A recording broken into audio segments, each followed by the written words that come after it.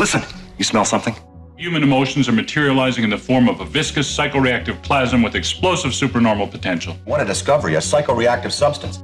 Do you know what this equipment is used for? Boggle or Super Mario Brothers? We'll have fun! Yeah! They're still doing it. Really quite good work there. My friend, don't be a jerk. We got no choice. Call the Ghostbusters. Super Jackpot! Welcome to Extraplasm Podcast. It's the only podcast on the internet that donates money to progressive charitable causes while drinking cocktails made by the director of a Ghostbusters movie. And if you think I'm kidding, for once the opening line of the podcast is actually kind of true and not an entire joke. I'm Jim Maritato, aka Vape Maniac on the internet, and I'm excited to be talking to you this week for a recap on an Extraplasm field trip. This weekend, my partner Leah and I had the opportunity to attend a benefit screening of Ghostbusters Answer the Call, along with a Q&A and cocktail hour hosted by none other than director Paul Feig and his co-writer Katie Dippold. The event was a benefit screening for the Good Deed Corps, a 501c3 nonprofit organization whose important work serves to foster ballot access, voter registration, and democratic engagement with underrepresented communities. They run a great series of events called Stars in the Backyard that Leah and I have attended before, and each is truly special. They are essentially screenings that are attended by a handful of people, meaning a few hundred at best, who are in presence with the either director or star of a film. They show the film with the person present, giving you a certain curtain speech talking about the movie, and then there's a Q&A that follows, and often there's a VIP event. And in this case, the VIP event was a cocktail hour that we got to appreciate and enjoy with Paul Feig.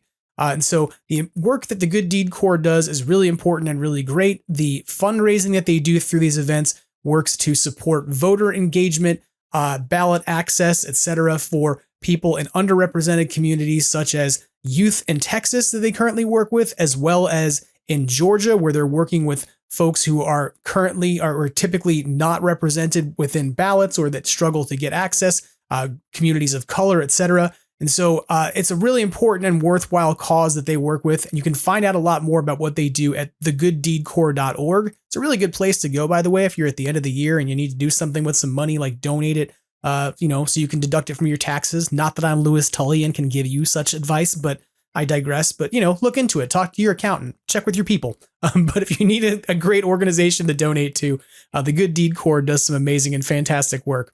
But this week, Leah is going to join us in the traditional interview and commentary segment of the show as we tell you a bit about our trip and share some insights we gleaned from the commentary and our thoughts about the movie with some of those new insights as background context. And if you're willing to endure the less than ideal audio quality, you'll find a compiled recording of the entire Q&A included at the back end of this episode. I want to say thank you so much to the Good Deed Corps and to Paul Feig and Katie Dippold for hosting a wonderful and intimate event where, a couple hundred of us gathered to laugh together, and an even smaller number of us got to have drinks and talk with Paul. And when I say have drinks with Paul, I'm not kidding. If you have any doubt about his cocktail knowledge, despite the fact that he has an amazing Instagram live stream where he was making cocktails during the pandemic and his book Cocktail Time, I watched the man make drinks for over an hour while meeting and greeting with fans. He was gracious, kind, and skilled behind the bar the entire time. And it was truly a unique and wonderful evening that I'm glad to bring you some coverage of this week, even if it's not about the most recent of Ghostbusters movies or necessarily the most beloved. And on that point, just real quick, a quick little editorial note for the listenership. If you are a person who hears this movie's name, Answer the Call, uttered and immediately turns to the closest person they know in a flight suit to begin bonding with that person by slagging on the movie, this episode might not be your favorite because we're going to talk about that movie a lot. And if that's the case, feel free to come back next week. But one thing I will ask of you is if you don't particularly like this film, I don't need to hear about it because even in the process of marketing, this event and trying to share information out there to tell folks that it was happening, I could not believe the number of personal DMs I got or comments from people who had to tell me how much they don't like Answer the Call. As I was saying, come out and support a charitable event that benefits democracy, which is a really weird look for anybody who did that. And I don't necessarily think those people listen to the podcast, but it's worth mentioning. If that's your bag, if you like to sort of rip on Answer the Call, don't make this the week that you decide to reach out to me at Extraplasm on Instagram or Extraplasm on X to tell me about it. Instead, reach out and tell me something else that you enjoy about Ghostbusters. But I digress. I don't mean to sort of bury us in that as we begin this conversation, but it's worth mentioning. I say later on in this episode that I think that out of every 10 Ghostbusters fans, there's at least 3 who need to tell me how they don't like this movie. And if that's you, I don't know, just maybe this week, just kind of save that and keep it to yourself, because I really would like to appreciate what we had over the course of the weekend and not have to worry about who doesn't like the movie and who wouldn't have come to the event. And we'll leave it at that.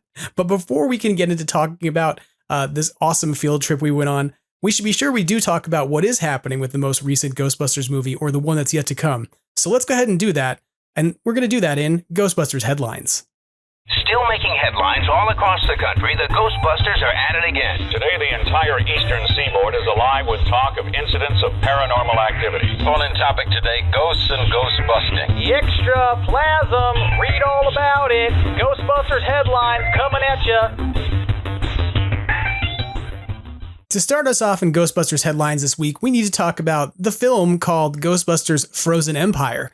That we can now call that every week as opposed to Firehouse. Although I'll admit, in this past week, I certainly called the movie Firehouse by accident to somebody because I was stuck with it. But we need to talk about Frozen Empire for a few minutes because there's been some news that's come out about the filming of that movie, or rather the continued filming of that movie. We have been under the impression that that film was sort of wrapped on filming and that all of the principal photography had been done back in June before the strike went into effect. But it turns out that there are, in fact, some reshoots, or at least some additional shooting moments that are happening. Ghostbusters News has reported on this week, noting that there is an appearance that McKenna Grace was supposed to be making at a convention in the UK that she's no longer able to make. Apparently, the convention called For the Love of Sci-Fi has begun announcing via its social media that McKenna Grace will no longer be able to attend because she has some additional filming to do for the upcoming Ghostbusters movie. This also fits alongside some other information that's come out on social media in the last week, where folks have identified yellow signs noting that there were street closures in Brooklyn for a filming in progress for something called "quote unquote" Firehouse, because that is still, of course, the production name for the movie in terms of its working title. So it's still used in the production and permits and things like that are being used. So. Apparently something was happening in New York City, but it was not necessarily like mainstream principal photography. Rather, what was happening, according to Ghostbusters News, was some filming that went on for VFX shots and didn't really involve anyone who was an actor there or even the Ecto-1. So the point here, though, is that there's still some filming going on. The film is still slated to be happening in spring based off of what we were told when the trailer came out. But, there's still obviously some production underway. How much they need to be shooting or reshooting is unclear, but the reality is that Frozen Empire is still an active production in terms of what's going on with it. The film is not locked. It's not ready for production, or rather, even though we've seen that there's been a work print made of it that we know that was previewed by Jason and Gil, the film, whatever they're working on with it, is going through some additional changes or reshoots. That doesn't mean anything bad. Quite frankly, I've been laughing and suggesting that these may not even be reshoots as much as they may just be shoots. Because there are some things that, you never had your principal actors in New York doing filming, because by the time they were wrapping up in the UK, the strike was underway. So this is really their first opportunity to get some of these actors back on set to pick up things if they need to, or to do, little asides or little moments they need to capture in a location that they couldn't otherwise do in the UK, etc. So it'll be very interesting to see what is filmed or where this turns up, or if we get to see any additional images before the movie comes out, or if the rest of it will be kind of kept under lock and key. But if there's any additional news, we'll let you know about it. For now, we're going to maintain that if it's not put out, of course, as a piece of marketing or a piece of trailer, etc., from Sony Pictures or from Ghost Corps, we probably won't talk about it directly and give you spoilers on it. But if anything does take place, rest assured that we'll have the info for you as it is revealed to us. The other piece of Ghostbusters Frozen Empire news that came out this week is that there are 5 storyboard images that have been released by the artist from the storyboarding of the trailer. If you go over to Ghostbusters News, you can find the article on this. The title of the article is "Storyboard Artist Gives Behind the Scenes Look at Ghostbusters Frozen Empire." And essentially there are 5 images in comparison that have been released by artist Heiko von Drengenberg. And I apologize to that artist if I am butchering that name, but they are essentially comparison shots of proposed storyboards versus the actual shots from the trailer. I always find this kind of stuff fascinating because it's kind of how the sausage was made. You get to see what was the concept and then how did it turn out. And so I find these pretty fascinating. And also it makes me wonder how many other storyboards are out there that, tell us other things about this movie. Not that I want to see them yet. I want to see the movie without them being spoiled. So, we will kind of not talk about storyboards and things if they're out there that haven't been released. But in this case, these are images that are coming from the trailer. So if you want to take a look at these, you're pretty safe at looking at them without spoiling anything for the new movie. Head over to ghostbustersnews.com to check that out. Outside of the Ghostbusters Frozen Empire production work that's happening, there is some stuff going on with comic books that we haven't talked about yet because it came out last week after we put out the most recent episode. Dark Horse Comics has established that they will be putting out a mini series of 4 issues, I almost said episodes, of a new title called Ghostbusters Back in Town. This is going to be a telling of a story that is going to bridge the gap between the Spengler family leaving Oklahoma and arriving and sort of restarting up Ghostbusters. As we know from the trailer, it's pretty evident that Ghostbusters is up and running at the time that the trailer takes place in the next movie. And so we probably won't see a re-origin story, but that re-origin story seems like it will probably be told in the 4 issues of this comic book. So, I will say, even though I'm not typically a huge comic book fan, this excites me because it's manageable. I'm not the kind of person who can follow a comic book every month, and I admit it. It's part of the reason I didn't get into the IDW comics is that it was too much of an ask to be involved on the monthly, I don't go to the comic book store. I don't know if anybody does anymore, frankly, to go pick up books or if they just get them digitally, but I digress. I'm an old school person who used to be into comics, but I just don't sort of have the drive to go get something every month. But when you put something in a collection or a graphic novel, I'm way more into it. Or if it's something that's manageable, like a 4-issue miniseries. So to me, this is really cool. It reminds me in some ways of an old Kevin Smith project called Chasing Dogma, which was a book that was essentially a miniseries compiled into a graphic novel that told the story of how Jay and Silent Bob went from being in New Jersey to Illinois between the events of Chasing Amy and Dogma. So I find this to be kind of somewhat similar, and that's going to be an outside of the film canon telling of the characters' stories, but one that will likely fit perfectly within the canon because it's being designed alongside it. The artwork that's being shown for this, like the potential cover art, etc., is really beautiful. There is one alternative first issue cover art piece that's been released that is an image of the Ecto-1 on a trailer being towed by the Spengler family truckster, the 2000 Subaru Outback that we see Callie driving in the opening moments of Afterlife. I find this fascinating for 2 reasons. One, Jason Reitman has come out and said that the image of the Ecto being towed away back to New York would have been the original closing shot of Ghostbusters Afterlife if they hadn't made different choices. And 2, I love this artwork. I really do. I think it's gorgeous and beautiful. But I also have a sticking point with it because the last time I checked, a Subaru Outback can tow about 2,000 pounds. And the Ecto weighs about 7 without a trailer and without necessarily all of its equipment. So I hope that that's not actually a plot point in the comic book, because it might ask me to, kind of strain some credulity on the narrative before we can get into the new movie. And hopefully it's just artistic license being taken with a very beautiful and awesome cover. If you haven't seen these images, you can go over to Dark Horse Comics over on social media. You can also hop over to Ghostbusters News, obviously, because Jason covered it. And, Jason also has this good comparison of what the artwork looks like now versus the kind of teased images we saw of sort of animated renditions of these characters in the past. So it'll be very interesting to see what we're going to get from this story. And of course, we still have animated work that's coming that is separate from this that's going to be exciting to see. So it's a really exciting time to be a Ghostbusters fan. And it really looks like March of next year when this hits. And, allegedly we're still getting our movie in spring. That this is going to be a very exciting time to be a Ghostbusters fan as we get into 2024.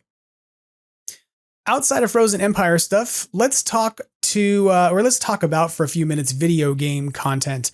The first thing to talk about here is that the Ghostbusters Spirits Unleashed crossplay issue that's been impacting Nintendo Switch players has been resolved. If you're not familiar with this, you're not sure what I'm talking about, patch 1.7.1 came out. Ilphonic released it a couple weeks ago, and that resolved some bug fixes and issues that were happening with the stability and players hopping out of the map by accident and crashes and things. It was nothing really mind-blowing from my personal experience. I didn't have bad experiences with the new DLC for the most part, but, fixing bugs is always good. Unless, of course, you get bug fixes on several of the platforms that you are supporting, but not all of them at once. And that's kind of what happened here. The Nintendo Switch platform is obviously the newest one, with new players coming on and new patches being rolled out on different schedules, etc. And every time there needs to be a new DLC or a new patch for this game, it needs to be released out to each of the distribution systems that are out there. So there has to be one for PC going through Epic Games. There has to be one for PlayStation 5 players. There has to be one for PlayStation 4 players. There has to be one for Xbox. And so each of the corporations that, of course, manage their ecosystems has to approve these patches and deliveries of the software code. In this case, Nintendo had not yet approved the patch while the other platforms had. So this meant that the Switch users could no longer engage in crossplay because they were being told that their clients were out of date. So if you've been impacted by that, if you've been wondering as a new Nintendo Switch player, is this what life is like on this game? Not generally. Usually the patches all come out at the same time, but this may be a little growing pain we've all experienced together. But the good news is that it's resolved, and if you want to hop back online and play against your friends, regardless of what platform they're on, you can. Just feel free to log. If you're on a Switch, you may need to close out of your game and restart it to pick up the new update. Beyond the update to Spirits Unleashed, Rise of the Ghost Lord has received a new game mode in the last week called Heist and Seek. This is apparently a competitive version of this game because in the past, so far, since the game came out, it's been a cooperative endeavor. But Heist and Seek is going to involve 3 ghost brothers who show up to commit one last heist of a bank. And essentially, your job is to stop them from carrying out that one last job. By doing so, you're able to figure out how you can be competitive by the amount of money that you're able to essentially reclaim or something here. So this is kind of exciting. You're going to see more and more modes for this VR game. I have to admit to being a little out of the loop on it because I don't have a VR headset. And so I don't really have great insight to what this game is like other than watching videos of other people play it. Along those lines, if you want to see this new Heist and Seek mode, Jason Fitzsimmons does have a review of it out on Ghostbusters News. And he says that this is part of a 6-month DLC roadmap where there's going to be several game modes that come out, several playable avatars, different equipment skins, etc. that have been announced by Endreams, who makes this game. Jason's trying to convince me to get a VR headset so I will play this game with him. But I don't know if I'm ready to make that several $100 investment. We'll see. But I do want to play it at some point and review it and give you some insights about what I think about it. But if you're a person out there playing Ghostbusters Rise of the Ghost Lord, or if you have a PlayStation or a Meta Quest that, supports VR and you're not playing it yet, you can go and grab the game now and check out this new DLC and way to play.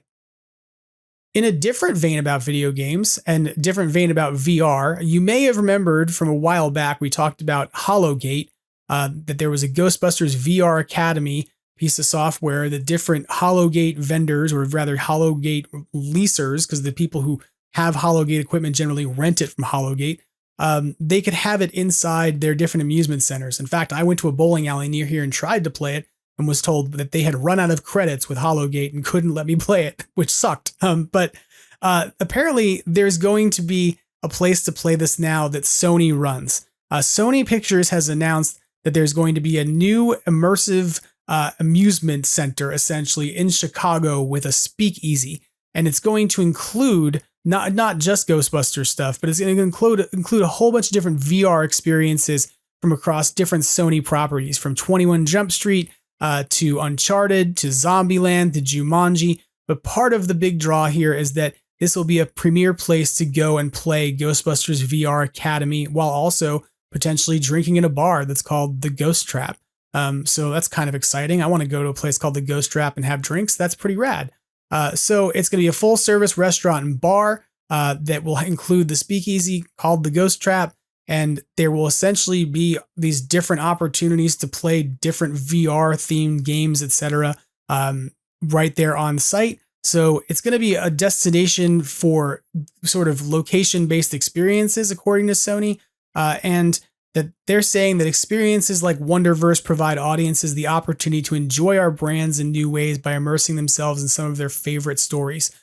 To me, I think this is really exciting because we've seen what Sony has been able to do so far with the VR stuff they can generate procedurally with movie making. And that if they begin to use that technology independent of, making cinema and instead start putting it in amusement centers, that could be a real game changer on what it means to go to an amusement park. Rather than going and needing to go have tons of space, you could instead have environments that were relatively closed up and still offered a lot of different, opportunities and insights. And I like the idea of pairing it with a restaurant and bar. I was a big fan of the Void experience when I got to do it after FanFest, which if you've never heard of it was a VR based on a, location-based VR place. You had to go there and go put on a helmet and put on a suit. And when you did, you got to go be in an immersive Ghostbusters mission where Dan Aykroyd was your boss, or rather Ray Stantz. But you know how I feel about this. They're kind of the same person. So that was a really cool experience that had, different water effects and air blown in your face alongside the VR experience you were having. And I think that that's something you can't necessarily create the same way just inside the Hologate setup. So if they can expand upon this, I'm really excited. And it means that potentially you could start to see more amusement centers pop up in different places like this in different major cities where maybe we could have these kinds of experiences, get together, have events, be pretty cool. So good luck to Sony Pictures as they roll out this Wonderverse initiative, and we'll see how the first one does in Chicago. And if nothing else, I want to go there and drink in this speakeasy because it's going to have a Slimer and it's got artwork of Vigo and the librarian ghost, Eleanor Twitty, and it looks like in the PR images they put out, there's symmetrical book stacking, and I just want to go. I just need to go to Chicago now for something, but and then I'll just go there and get all my meals taken care of there. Okay, so that kind of covers the official Ghostbusters Sony derived news of this week, but there's some fan stuff to be aware of in terms of things that have gone on in the community. One of those things is that if you haven't seen this already, I know I talked about it in the past, the Containment Unit has an ongoing signing that they'll be doing. It's an autograph opportunity with McKenna Grace, especially if you're one of the folks who's not going to be able to see her in the UK because she had to cancel her appearance to go back and do filming. This is a way for you to still get an autograph. Of course, the Containment Unit we've talked about in the past is Matt Sanders and Tom Henry, who have been on the podcast before, and I've told you so much about how they do great work with autographs and signing. They have posted on their TCU Collectibles page on Facebook, indicating that the cutoff for photo orders to get an autographed photo of McKenna Grace is going to be the 27th of November, which is about 6 days from now, which means by the next time you hear the podcast, it will be too late for you to do that. So you need to do it this week. The price on autographs is $60 for any item. I believe character names are $15, and then there's additional photo printing fees of $5 for 8x10s, 11x14s are $8, 12x18 posters are $8, and trading cards are $5. So these are pretty cool opportunities. I'm not going to lie. McKenna Grace is in pretty huge demand. She's doing a lot of different stuff. She's a multi-hyphenate who's now, generating music career and obviously has been an actor for quite some time. It's probably not going to get easier to get her autograph. And if you want to get stuff that is oriented for Firehouse, or rather Frozen Empire, my apologies, there are a few prints that they have already got that will have, that are either stills from the trailer or stills from elsewhere that have McKenna as Phoebe in the new movie. So if you already have stuff signed from Afterlife and you're sitting there going, I don't need anything else right now, I'll wait until the new movie comes out and see what the prints are later on, you can grab them now and not have to worry about it. So you can go find more details about that signing at the TCU Collectibles webpage or page on Facebook.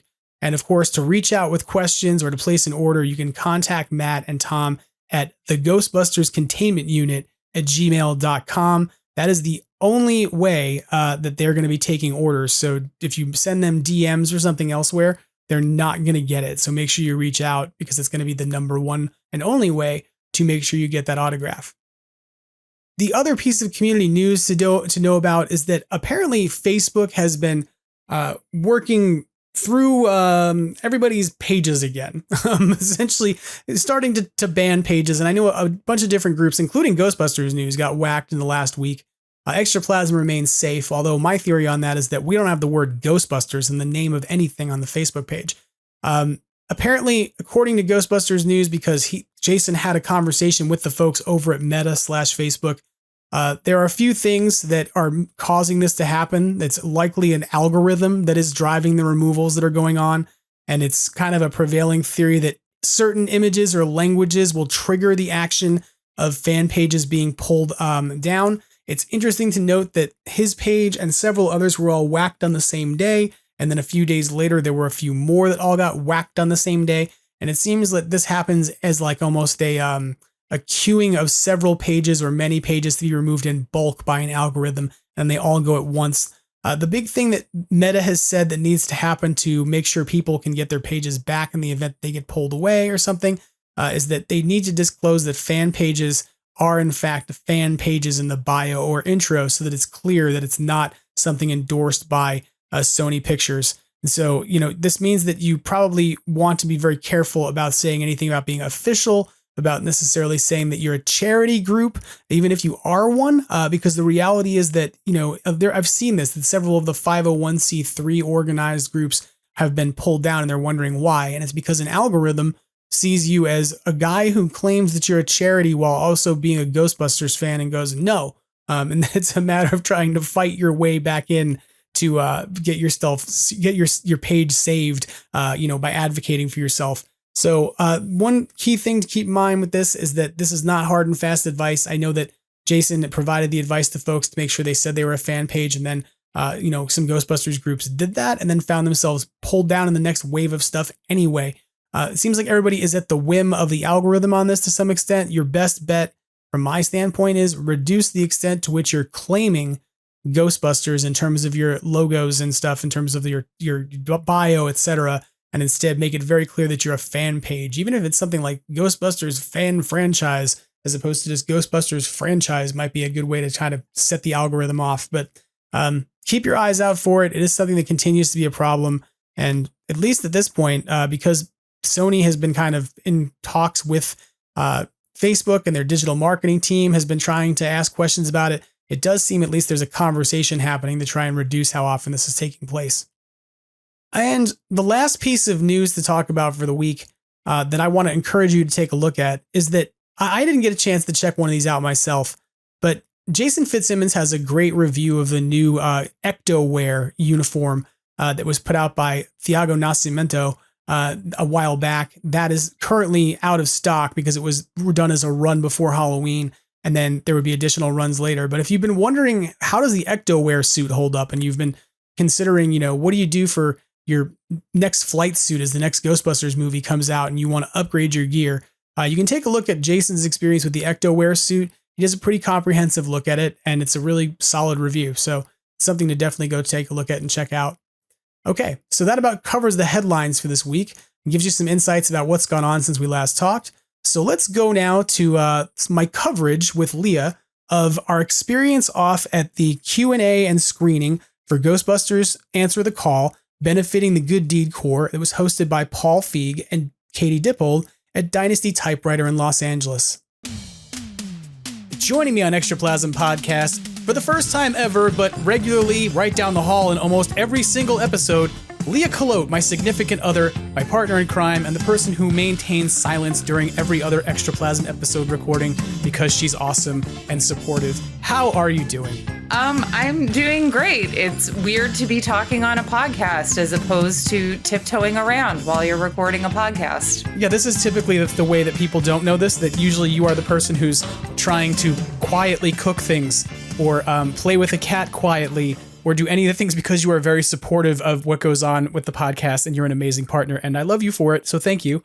But I wanted to have you on the show because you and I had a bit of a date afternoon to go visit Paul Feig and Katie Dippold, not like at their house or something. And they don't live together either. That would be really weird if like Paul Feig and Katie Dippold just were like, yeah, we cohabitate since we made that Ghostbusters movie. But we went to go see a screening of Ghostbusters 2016, aka Ghostbusters Answer the Call at Dynasty Typewriter this week. And I wanted to bring you on the podcast because, I mean, you know what you do, but for folks out there who don't, Leah is a school teacher who specializes in teaching theater and comedy to high school students and who has a background in comedy and theater and improv. And so you're a person who has a deep appreciation for Paul Feig, for improv comedy, for sketch comedy, and generally comedy movies and stuff in general. It's part of the reason that you and I, like each other. I wanted to have you on to talk about our trip. So thank you for coming on the show. Yeah, absolutely. So yeah, we traveled to LA yesterday. Thank you for driving through the hellish traffic. And we made our way downtown to Dynasty Typewriter, which is a venue that we've been to a lot for different comedy shows, including a Weird Al screening a couple months ago by the same group.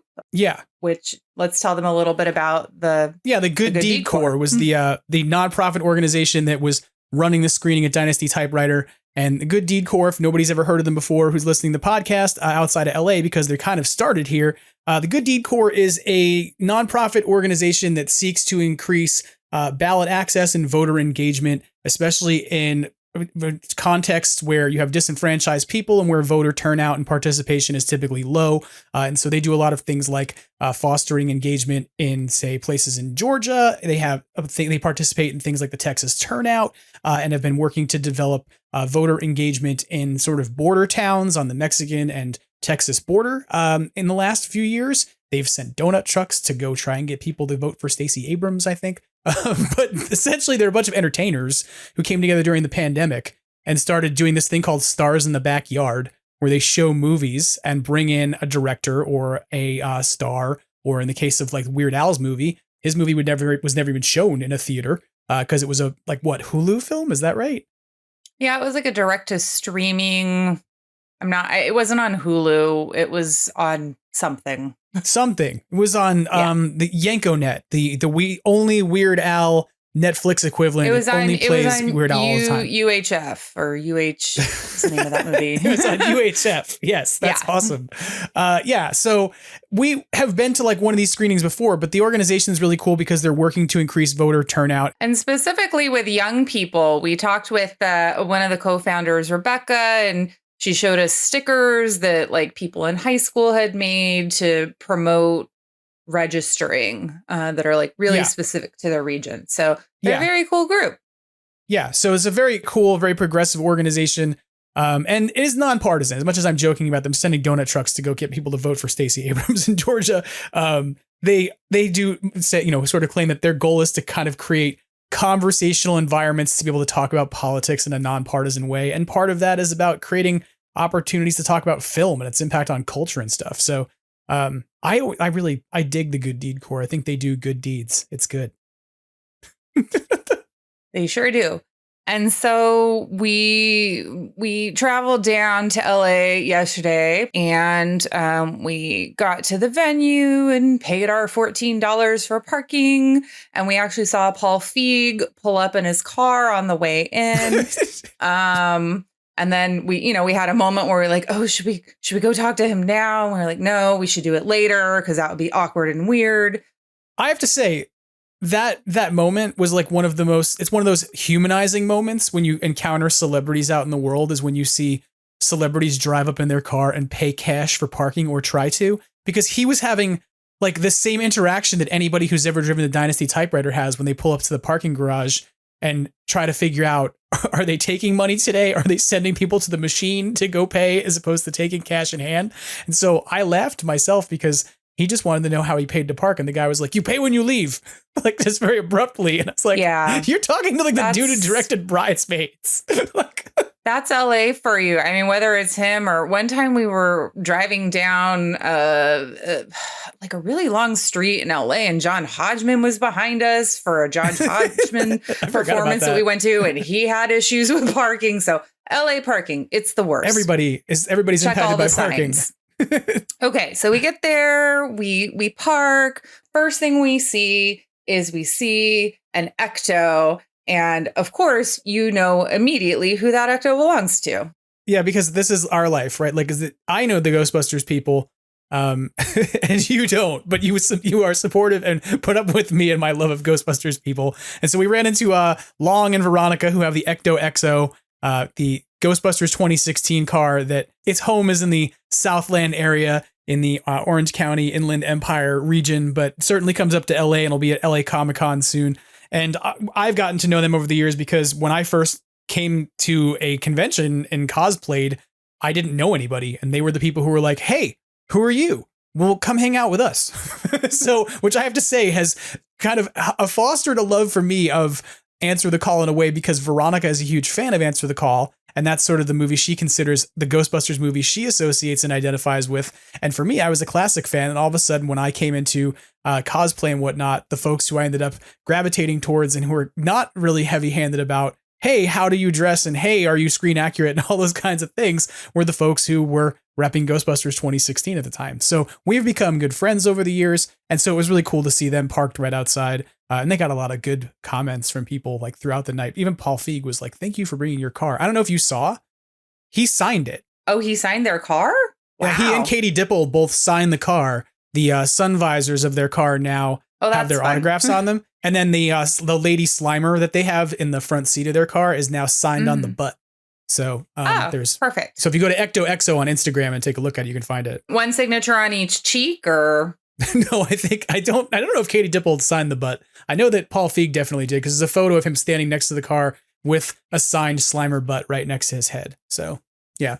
All right. Well, and pro tip to anyone else who, like me, is just like a pedestrian who hangs out with Ghostbusters people, you can always find the nice people who have the cars, because they put all their money into the cars instead of their outfits. And so go make friends with the people with the cars.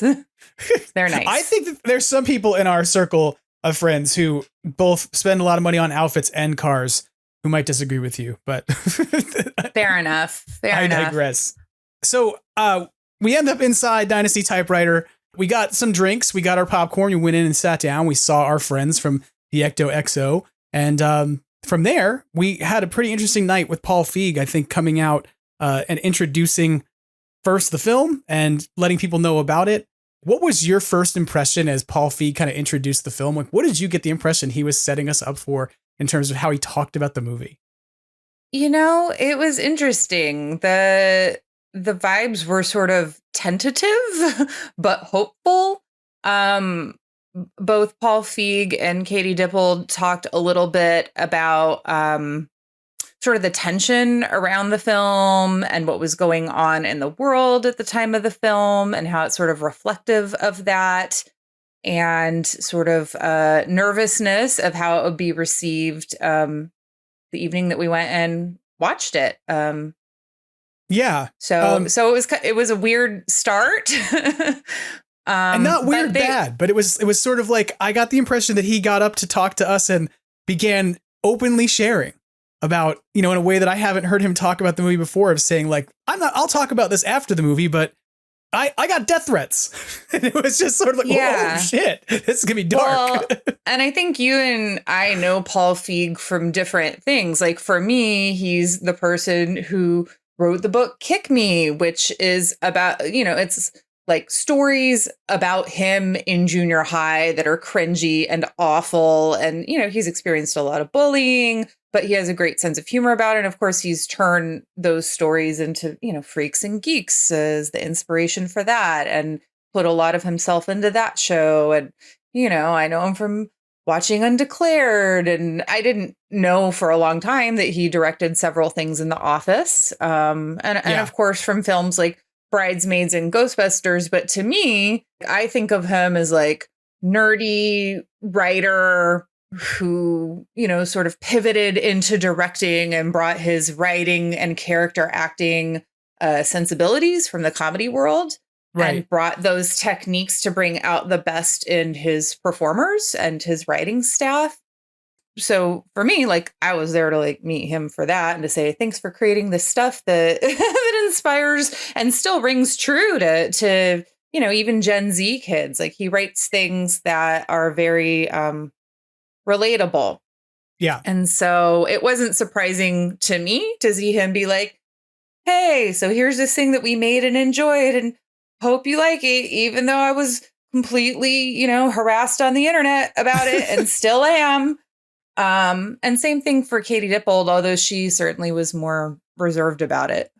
Yeah, but he seems to be very vulnerable and open about this in a way that I was kind of caught off guard by, I have to admit, because, look, I think anyone listening to this podcast knows that if you say Ghostbusters 2016 in a room full of Ghostbusters fans, that unfortunately, if there's 10 of them, at least 3 of them will feel that the way that they should socially bond about the moment is to figure out how to make jokes about the movie and shit on it.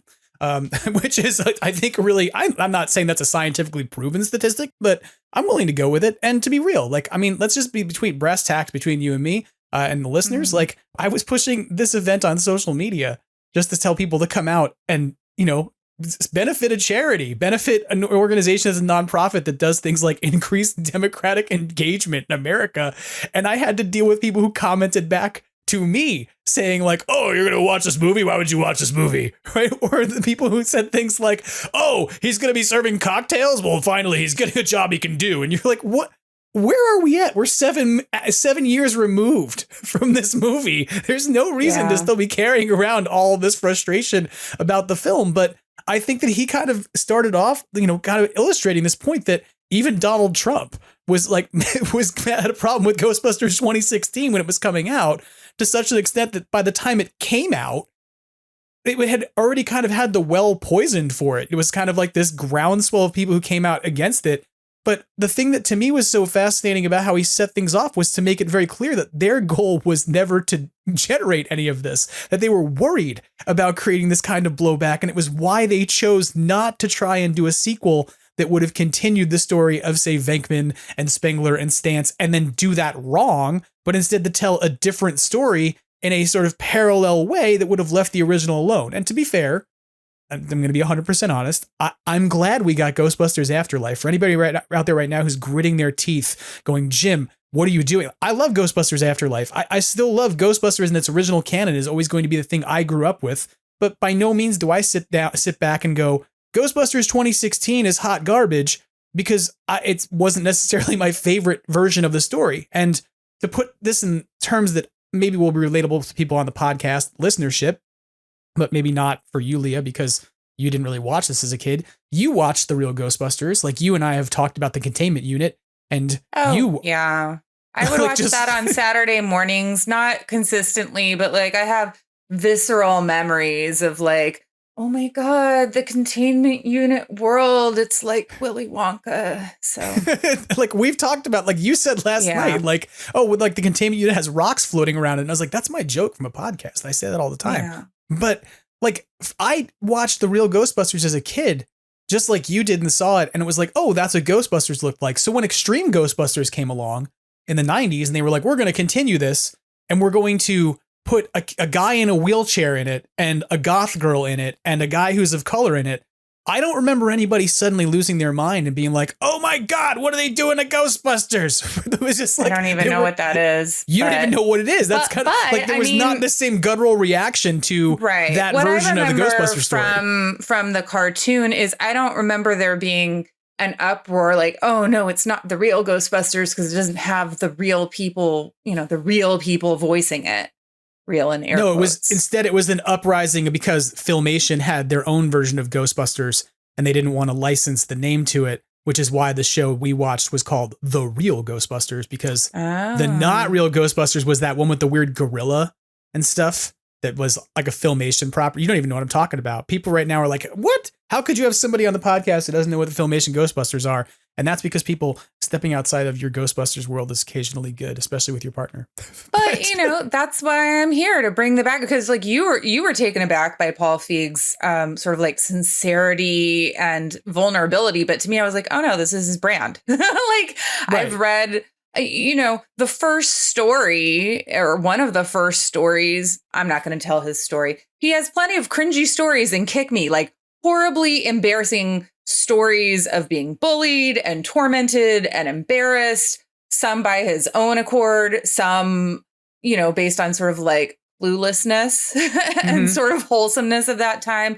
So to me, it was like, oh yeah, he's just being him. I have to say, I was very it was kind of touching the way that the audience kind of reached out to him. It was like, I was listening to the audio recording we have of his Q&A, which we're going to put at the back end of the podcast this week. And one of the distinct things you can hear throughout him in this first few moments is a few people just going, we love you, and just providing affirmation, because he's kind of telling this very open story about, you know, he used to sit down to dinner and scroll through Twitter and enjoy it. He went to bed one night on a cloud 9 being really excited about, you know, making a new Ghostbusters movie, even though he had trepidations about doing it because he didn't want to do it wrong. And the next day, it's like he hasn't had a normal day in social media or the internet since. Like, it's been 7 years, and it's like changed his life, and not necessarily in a way that was positive, you know, whereas most of us are like, oh, a Ghostbusters movie comes out and it's great and we're so happy as fans. For him, you know. Right. And I think part of what was really sad sort of at the beginning, or maybe it was the end when they talked about it, but they hadn't really experienced watching a screening of this film in a positive way, other than in test screenings where they had gotten like 90% scores and like really good audience scores. But like with a regular audience, once all of the media and social media stuff happened, like it just became a really negative experience. And, you know, another interesting point too is for this charity event that we went to, he didn't have to pick Ghostbusters. Right. Like he's a very accomplished person. It could have been an episode or two of Freaks and Geeks. It could have been Bridesmaids. It could have been Spy. It could have been a few episodes of The Office, or he could have done stand-up live because he did stand-up a while ago, but he deliberately chose this film for a charity screening and a intimate Q&A at the end on purpose, to have this experience of seeing it with people who could enjoy it for what it is, which is a not too serious, lighthearted film.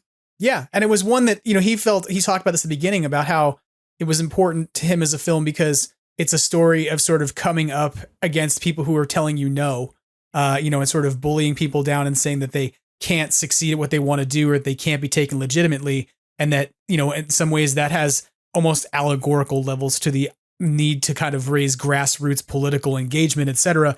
And so it was a really interesting choice. And you're totally right. Like he could have picked any number of things to screen, but he chose this. And I mean, let's be fair. Like if he was doing something else, if he had done episodes of The Office, I would have gone down, because one of the nice things I've learned about Paul Feig over the years is that he's an incredibly nice human being who's engaging. He came to Ghostbusters Fan Fest and he wasn't like even on the bill as somebody who was going to be there. And he signed autographs all day and engaged people and took selfies and all kinds of stuff. And I'll never forget this, that that sort of warmth, I wish that more people got to experience, because even on the morning of Ghostbusters Fan Fest, you were not there for this because I went as a class 10 and spent a lot of money and gave myself a 39th birthday present as opposed to a 40th. And then the 40th happened during a pandemic anyway, so I made the right call. But Ivan Reitman sat at our breakfast table as class 10 attendees that day, and someone made a dig. There were 7 or 8 people sitting at a table full of Ghostbusters fans. And so someone needed to try and identify and relate to the people at the table by somehow taking a dump on Ghostbusters 2016. And they were silly enough to do it right in front of Ivan Reitman, who looked at the folks at the table and very high classly said, I really want Paul to feel welcome today. And I really want, he's a genuine person and he's a nice person. And I really want Paul to feel welcome and like part of our family today. And it's something I've never will forget, that it was like, even Ivan Reitman had to sit there in a room full of Ghostbusters fans and be like, behave, right? Like, make sure that you behave today, you know? Well, and that was part of the interesting thing about the Q&A, because I'm, you know, I enjoy Ghostbusters, especially Sigourney Weaver. Yay, she's wonderful. Yale trained actress. I know her from theater stuff. That's how much of a nerd I am. You know, at least for me, it was new information hearing like, oh no, Paul Feig was approached by the Reitman team to direct a Ghostbusters film. Like it wasn't his idea. And he was approached several times and really gave it a lot of thought as someone who, for him, he talked about being, in college when the original film came out and seeing it and, how funny it was. And it was both like incredibly smart and incredibly silly at the same time and a little bit scary, and seeing that combination of things. And,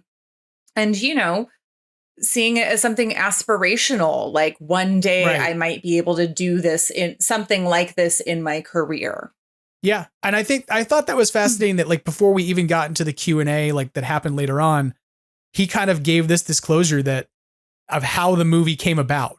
And that it was that he didn't really seek it out, that they sought him out, that he knew that there was a script out there, that the Stupnitsky script existed, and that he was, supportive of it because he'd worked with them on The Office, but that he had been approached to direct it and had sort of said, no, it's not really for me. I don't think I want to do that.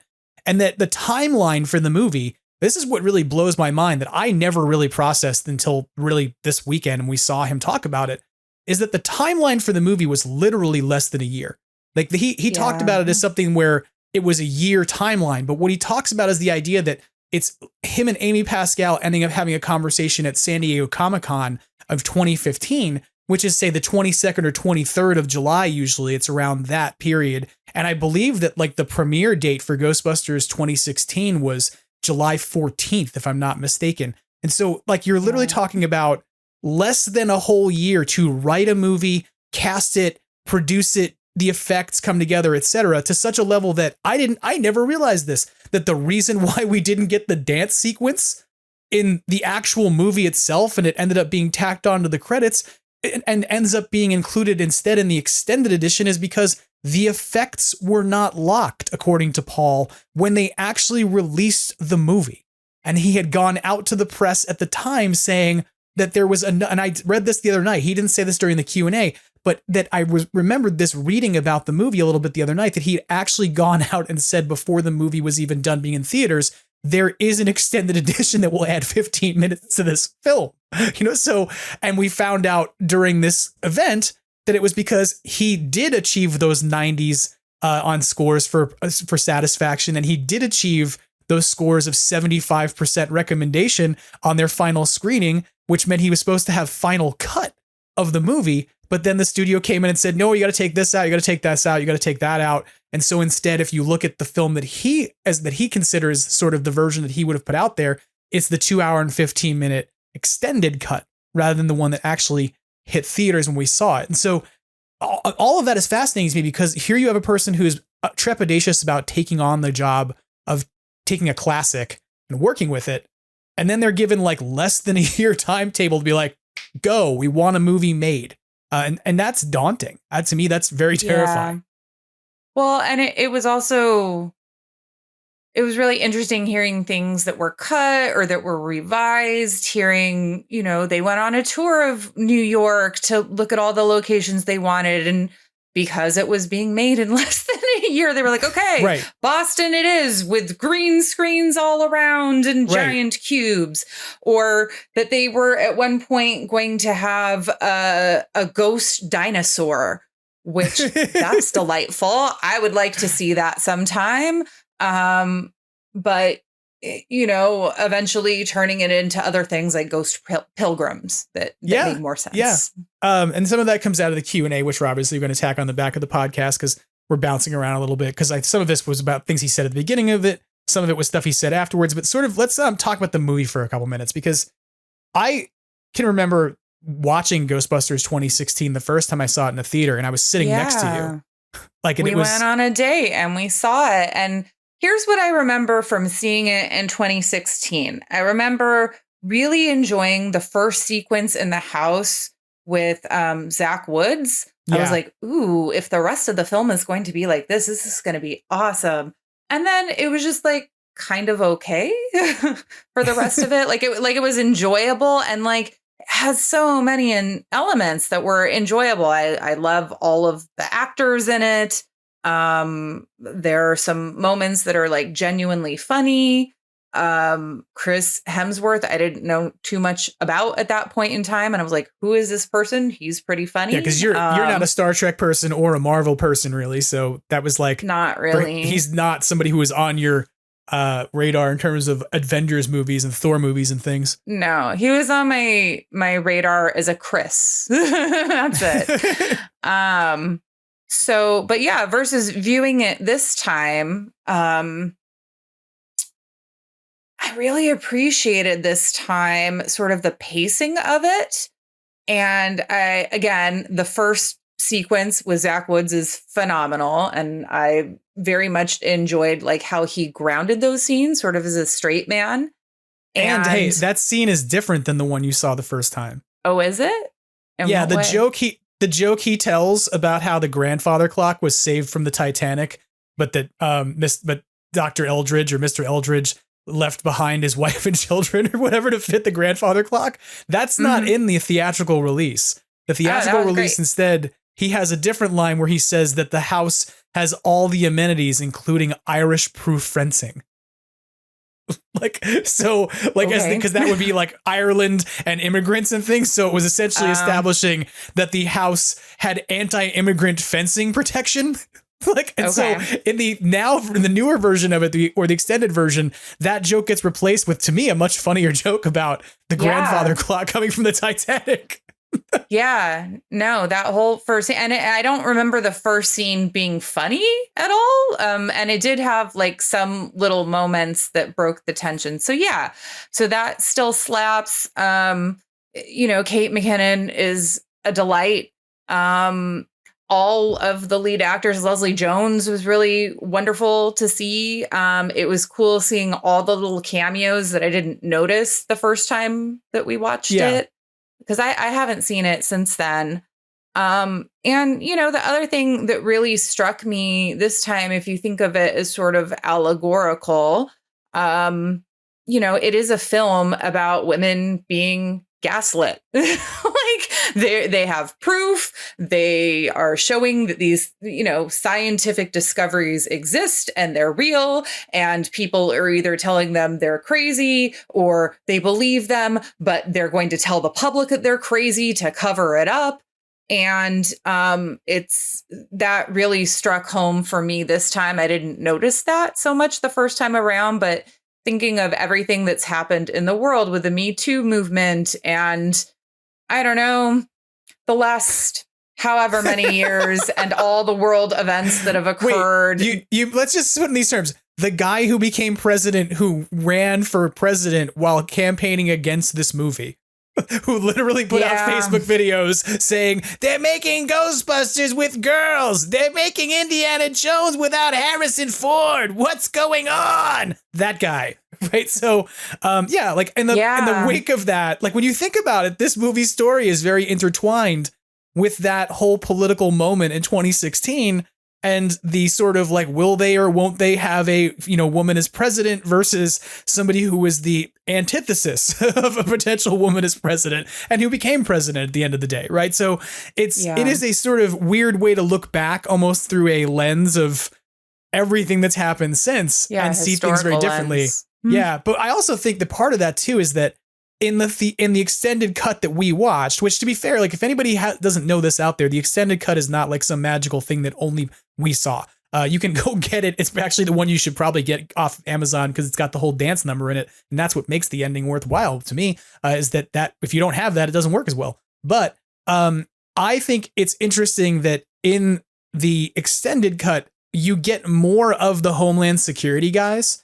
And they're more goofy, but like you get more of them. The notion that they're going to harass folks, that whole plot where Erin is being kind of bothered by Chris Gethard and she ends up punching him in the face doesn't exist in the theatrical cut. Right. So it's like, no, it's not in there. Like so they added these pieces to the boyfriend, the fiance, Phil. All of that is not in the theatrical cut. I didn't remember Justin Kirk in the original at all. So when I saw him, I was like, oh. Right. You're here. Okay. So it's like all of those moments, like the moments that kind of even give that sense of watching gaslighting happen on multiple levels and interpersonal and in like sort of professional and federal and governmental ways. And it came down to just the mayor in the old one.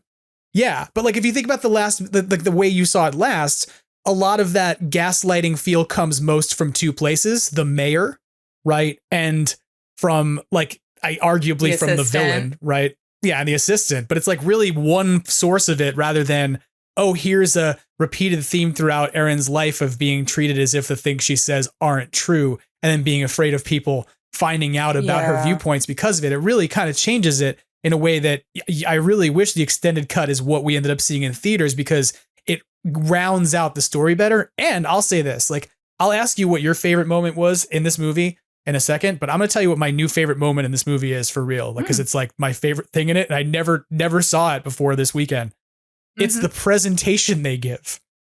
It's when they get requested to do the presentation that they did when they were in middle school together, and Melissa McCarthy and Kristen Wiig begin doing the "Go Surreal." Was that in the original one?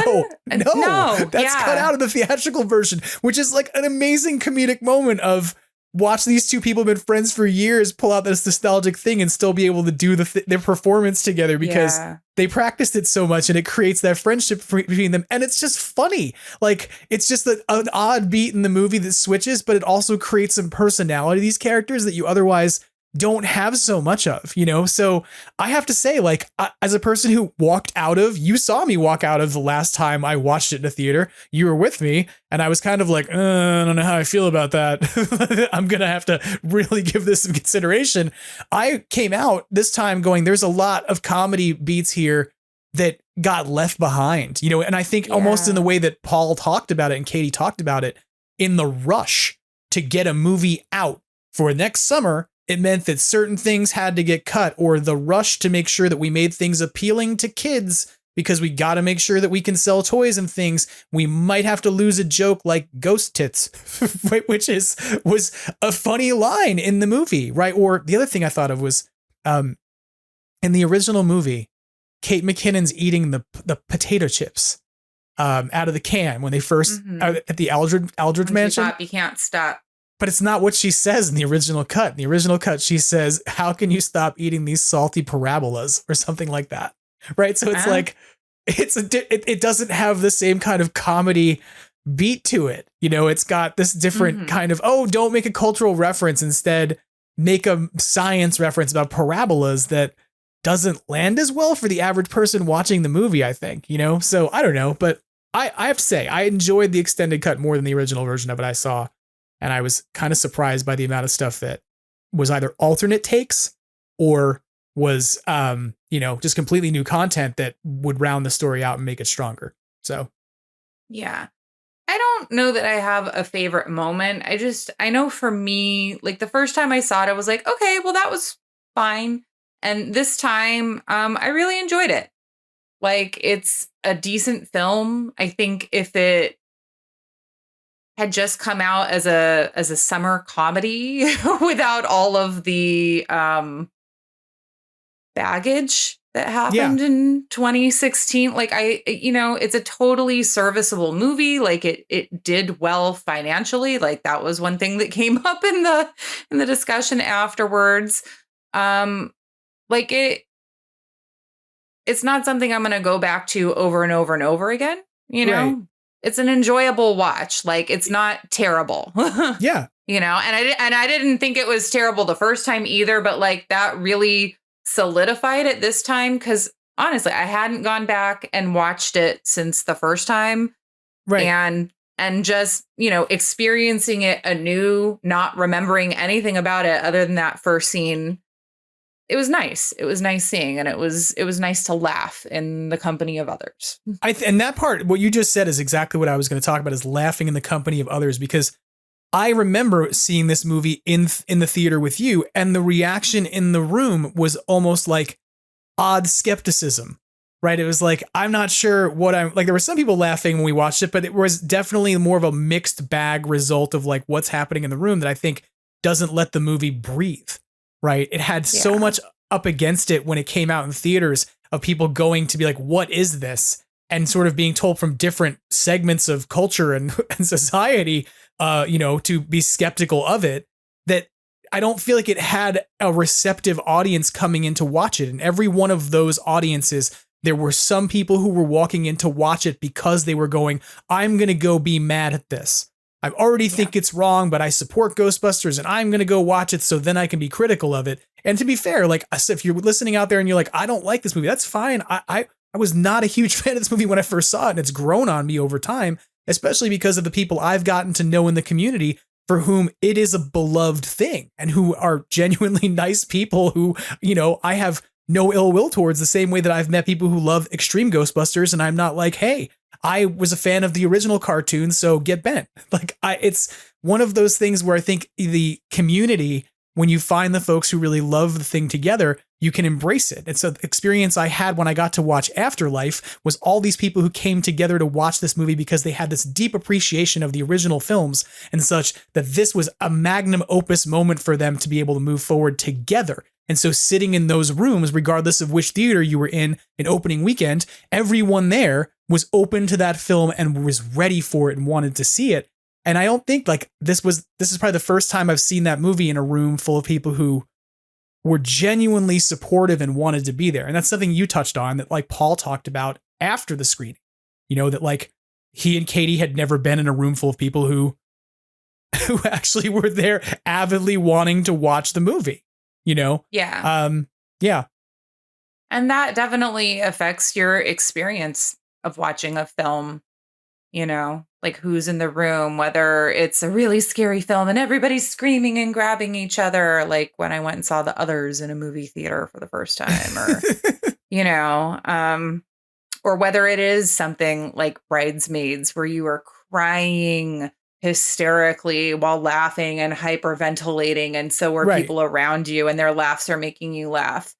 And for this, it was a very different experience going and seeing it in a room full of people who were there on purpose to see this thing and to learn a little bit more about it versus, I don't know, going to a half empty movie theater where some people are walking in with a stink attitude to begin with.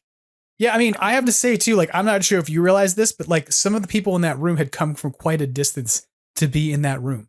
Shout out to Instagrammer Abby.Gates out there on Instagram, who we met from the Answer the Second Call group of folks who love this movie and rep it on social media.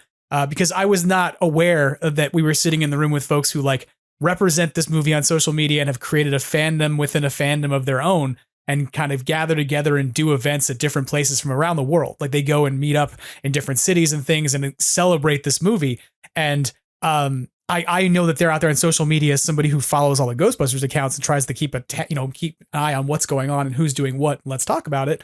But it was sort of fascinating to me to see that those folks had come from like across the country to come watch this movie. That there were folks there who had come and almost pilgrimage to come see the movie because there was this opportunity to not only see it, but also to engage Paul Feig one-on-one. And, we had, like, I'm not even sure if we talked about this at the top of this, but he was serving cocktails to us by the end of the night at the cocktail party next door. So it was this very intimate, not only do you get to come and watch this movie and have a conversation and a Q&A, but if you were willing to put in the money for it and you really cared about it and you were a VIP, you could hang out with him afterwards and really get some FaceTime to talk with him about the movie and his work. That was really amazing. So to those of you from Answer the Second Call, to Abby Gates and stuff, it was very cool to meet folks from the community who are out there who represent and sort of love this film on a regular basis. And it's definitely added to that sense that this was a very receptive room, that was very warm and welcoming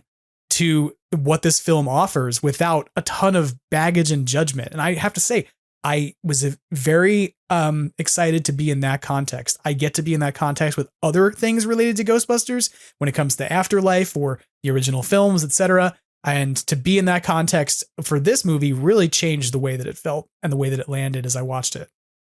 What was one of the most surprising or eye-opening things that we found out from the Q&A for you? I don't think it was surprising, but it was interesting to hear, sort of in the rush of getting this made, or not the rush, but just sort of in the pacing of getting this made, even though it was fast, it really shows a lot about Paul Feig as a writer and a director and producer and human being, that he got so many people on board so quickly. When you look at the film, it's not just, the 4 leads and 1 supporting movie star Thor person. Like every single person in the film, whether it's a small cameo from, each of the original people, or whether it's having, like they said that they had the granddaughter of, which actor was it? Harold Ramis. Yeah, Harold Ramis, his granddaughter and his daughter have a little cameo in the film, which I didn't know, and I think I didn't know his son had one. I never realized that his son was the person who gives the high five outside the rock concert. Yeah. And so just that all these amazing people came together, like even Bill Murray, right? Even like ornery, obstinate, leave a voicemail at a number that doesn't even have a message and hope he shows up. Like it speaks volumes about Paul Feig as a person that he got all these people to come together, whether it was for a day or for a couple months, to come and play and to make this film. Yeah, I have to say that like even Katie Dippold talks about this in her Q&A responses in terms of how they came together, that she didn't think she'd necessarily get another opportunity to do things, with him or to work with him beyond some of the things they'd done together, meeting on Parks and Rec and a couple other projects they'd been at The Office, right? And that she really admired him because of his commitment to sort of talking about women in comedy and including female voices in comedy. And when she saw it was going to be a Ghostbusters movie he was involved in, that she assumed that it would be him going off to go do things with guys. And instead she got to do this film with him where she got to come on board and work deeply with him on it. And it's something that you see it in terms of how they talk about the project, that the folks who came in with some real love for it. So even though it wasn't and didn't end up becoming beloved by everybody else necessarily, the folks who came in really came in with good intentions, and I think that and that was striking too. I mean, they both told their background stories. For him, of course, as a college student. For her, it was a film that, that was like a family film that you watched over and over and over again until the VHS was worn out.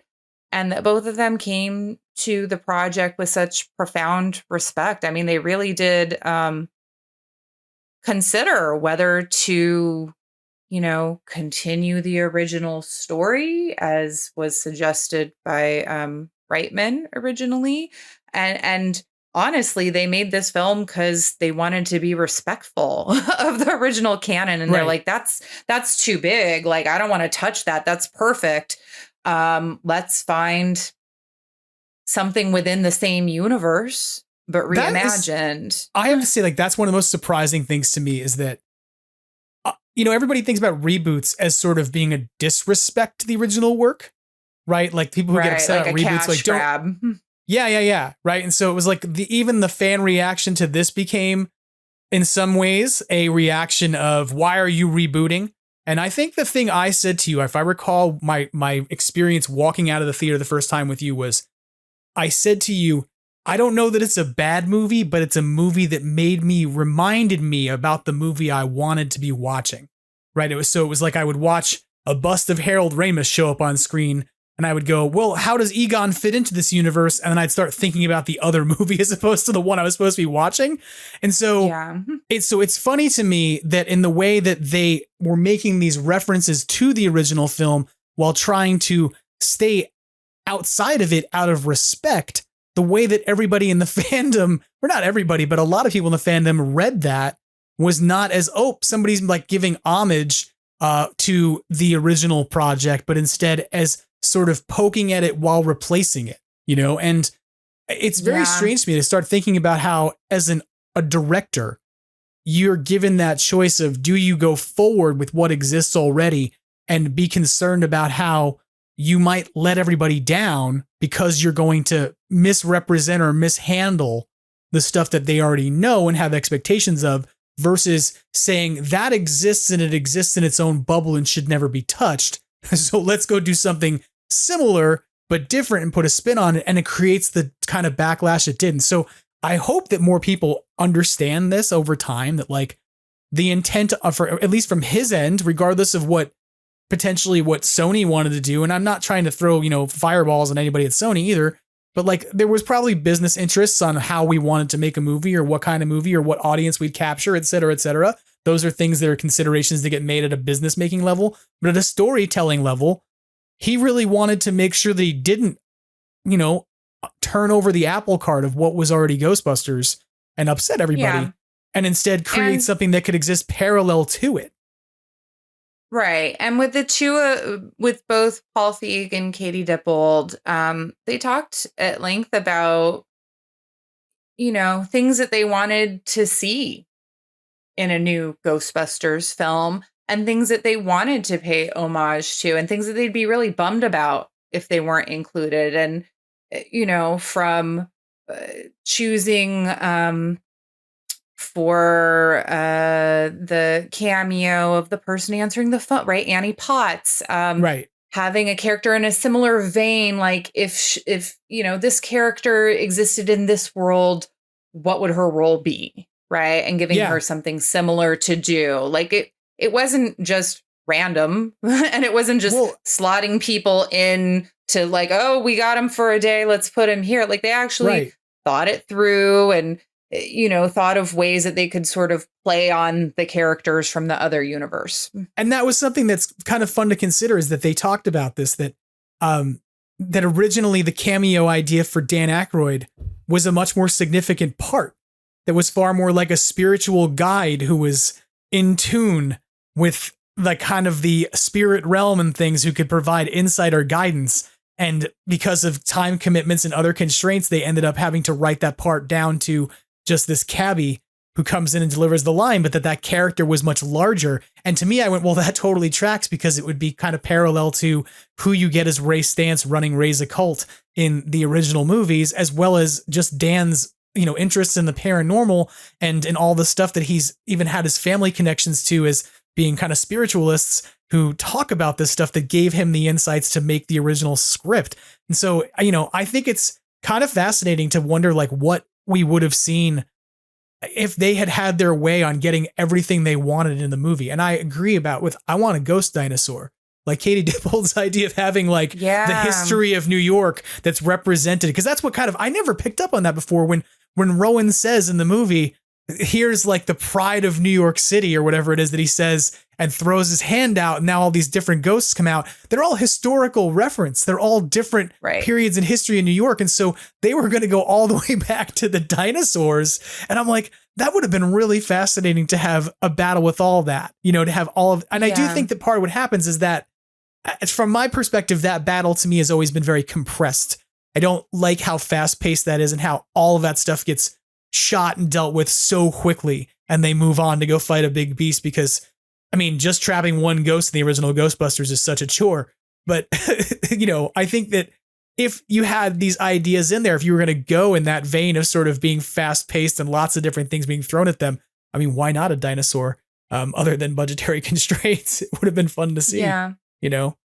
Well, that kind of reminds me. So your question at the Q&A that people will hear after our conversation was about, if they were to have a sequel where they could do what they wanted and it was set 5 years in the future, like how Ghostbusters 2 is set 5 years in the future, what would they have done with that? And I thought it was really fascinating that they would have expanded it perhaps to something international and exploring different ghost stories in different cultures, right? Like La Llorona in Mexico or, whatever. Yeah, the question I threw out to him was that Ghostbusters 2 happens and 5 years later after the original Ghostbusters. So what would 5 years later have looked like for Ghostbusters 2016 if there had been a Ghostbusters 2021 in that universe potentially, as opposed to an afterlife? And maybe not opposed to, but maybe parallel to. What would that have been? And his response was very quickly sort of like that he didn't like that the original Ghostbusters ends. And by Ghostbusters 2, you have the city kind of doesn't support them and they're kind of outcasts again and they're kind of have to build themselves back up. And so he left Ghostbusters 2016 with this notion that the city was going to support them that they might be a live and thriving business at that point, would go international. And I love that idea of ghosts from different folklore, you know, what kinds of different things. I like your examples are good, right? But it's like, if we got different ghosts from different cultures rather than kind of just what if like, we went to Ireland and had some banshees or, you know, whatever. Right.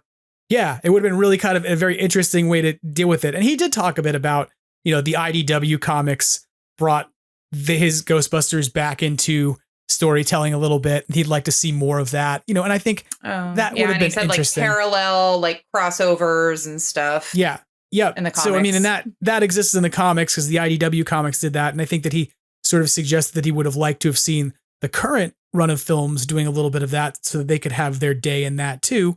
But he was also very respectful of, you know, the Jason Reitman's movies exist out there, and that both him and Katie Dippold said that they were excited that he's had the opportunity to do what he's done with the movie since, you know. So I have to say, like, I didn't go into this event opposed to the movie by any means because I love everything Ghostbusters, but I went in wondering like what we would find out from the Q&A. Like, would it tell us a lot about how the movie was made, how things did, and we got a lot more, I think, about sort of the vulnerability of what happened in the aftermath and what the intentions were that I think I've probably ever heard in any other context. Like, so, you know, if there's a reason to put up with bad audio quality of the way we had to record the interview on a phone, it's because that's what's in there, is kind of this context that I don't think we've really gotten from Paul in other situations. So I think it's pretty cool that they're not bitter about what they've experienced.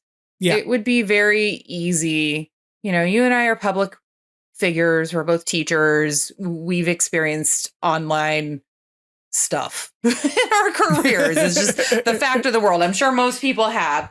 And that's like on a very small scale. And we know like how like triggering and dramatic it can feel. You know, your heart starts racing and you feel like you're going to vomit reading terrible things about how you're just an awful person. And like they had that on a massive scale and for years and still do. But they're still proud of the work that they made, and they're not mad at fans. They're very understanding and gracious about it, which is there was a point really where Katie Dippold said something along the lines of, there are some people out there who are upset because they didn't get the continuation of the story that they like, and they have a legitimate argument, right? That she was like, they can feel that way, but it's this sort of vitriolic you know, extension into let's rage into hate that's particularly problematic. And to be fair, like that's not most people, I think, are not messaging Paul Feig on a regular basis being like, fuck you, buddy, I hope you die. Right? But like there are some people out there who are, and there are some people who every time the thing comes up, every time the thing shows up in a social media post or whatever, have the compulsion to say, I'm gonna make a pot shot at this because I think I might get some likes for it. And it's sad. It's really kind of sad. But in the same time, they have maintained a commitment to still like loving this movie and what they did to produce it. You know, I mean, to the extent that like, it's silly to think about this, but we knew we were going to a cocktail hour with Paul Feig, right? Like you and I both knew that going in. We're like, hey, we have VIP tickets. That's awesome. We're going to get to have drinks in a context with Paul Feig.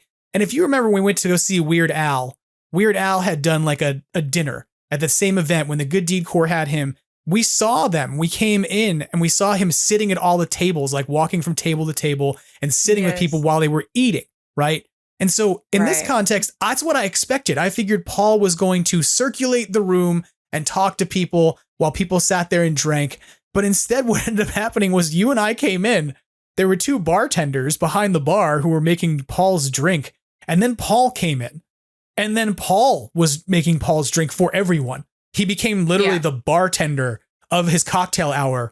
And it was very surreal to me because you and I, during the pandemic, would put Paul on a live stream and he would make a cocktail and hold a cocktail hour on Instagram during the pandemic as everybody was like, the world is melting down. And here was the dapper guy in the suit giving comedy and showing how to make a drink and basically being like, I've got a lot of liquor in my liquor cabinet and I have nowhere to go. What can we do together each day at 5? And like, we suddenly had that experience in the room with somebody who just got up and talked to us about how this movie had given them so much grief.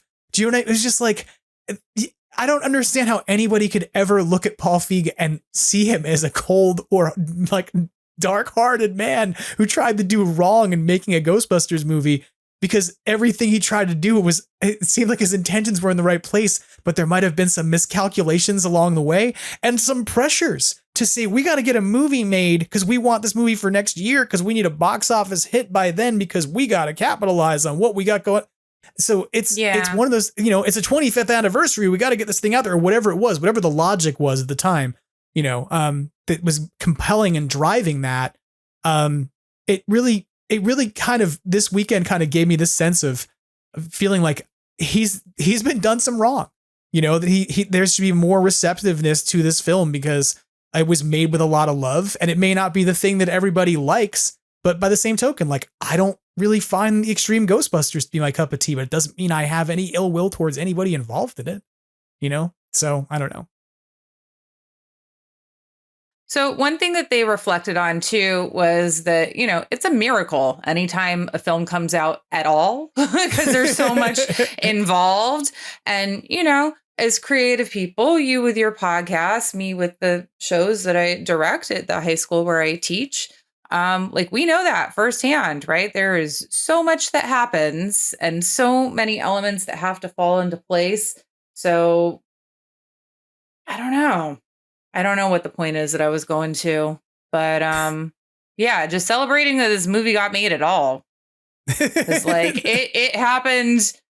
God, I mean, really, 2015, 2016, when I think back to like what was going on back then, and specifically what was going on with this film, any little thing could have caused it to be canceled. I mean, God, in the news last week, that Roadrunner film, right? Like that was just resuscitated from the dead because people went on social media and, talked about like all the work and all the love that went into this thing that people made. And that's in the wake of like them canceling a Batgirl movie, like Warner Brothers making this a strategy of basically saying, well, we've got content that's mostly done.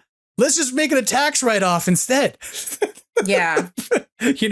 So yeah, I think you're right about that. Like there is sort of a thing you have to appreciate about finishing a project, and not necessarily defending it. Like this is the thing I'll say last night. I didn't feel like anybody was standing there making an argument to me about you need to appreciate this movie. It was entirely a sort of reflection on what the experience has been since putting the movie out, and then saying, this is what our intentions were. And we're glad you enjoyed it as an audience here tonight. And we wish that more people were willing to, kind of give it the time of day and that it didn't get caught into the milieu of political nonsense that it did. So. Yeah, it helped to have that context as a framing for it. And I don't know, it helped to set the tone of like, hey, here's how this came about. Here's what our intentions were. Here's what we wanted to do. Here's what we did. It was a joyous working experience, which, I mean, say what you like about the film, but like you can tell they're having the best time ever making that film and every single scene. So, that's not nothing. That's a joyous and working experience. What's for also odd is on end. And they talked about this, that like in some ways, the things that were happening to them in terms of harassment were happening as they were making the movie. So these people are all walking on the set together. And they're all facing opposition, right? Like they're literally dealing with public opposition before they come to work. And like, imagine if you and I had that going into work in the morning of like, you wake up in the morning and find 5 articles about why you suck as a teacher. Right. Like, they just show up on social media. And they're making a film that's about underdogs who are like having lies spread about them by the media. Right. So it's a very meta thing. Like it is a very meta thing to have heard these stories over, over the sort of course of the afternoon and evening, was very meta in that sense, and kind of gives you some insight of like what, even there's the lost joke that isn't in the theatrical version when Rowan is, kind of grandstanding and he says, all of these spirits all think that the world is garbage and they're all going to help cleanse it. And then he says, most of them are dudes. But he doesn't say that in the theatrical version.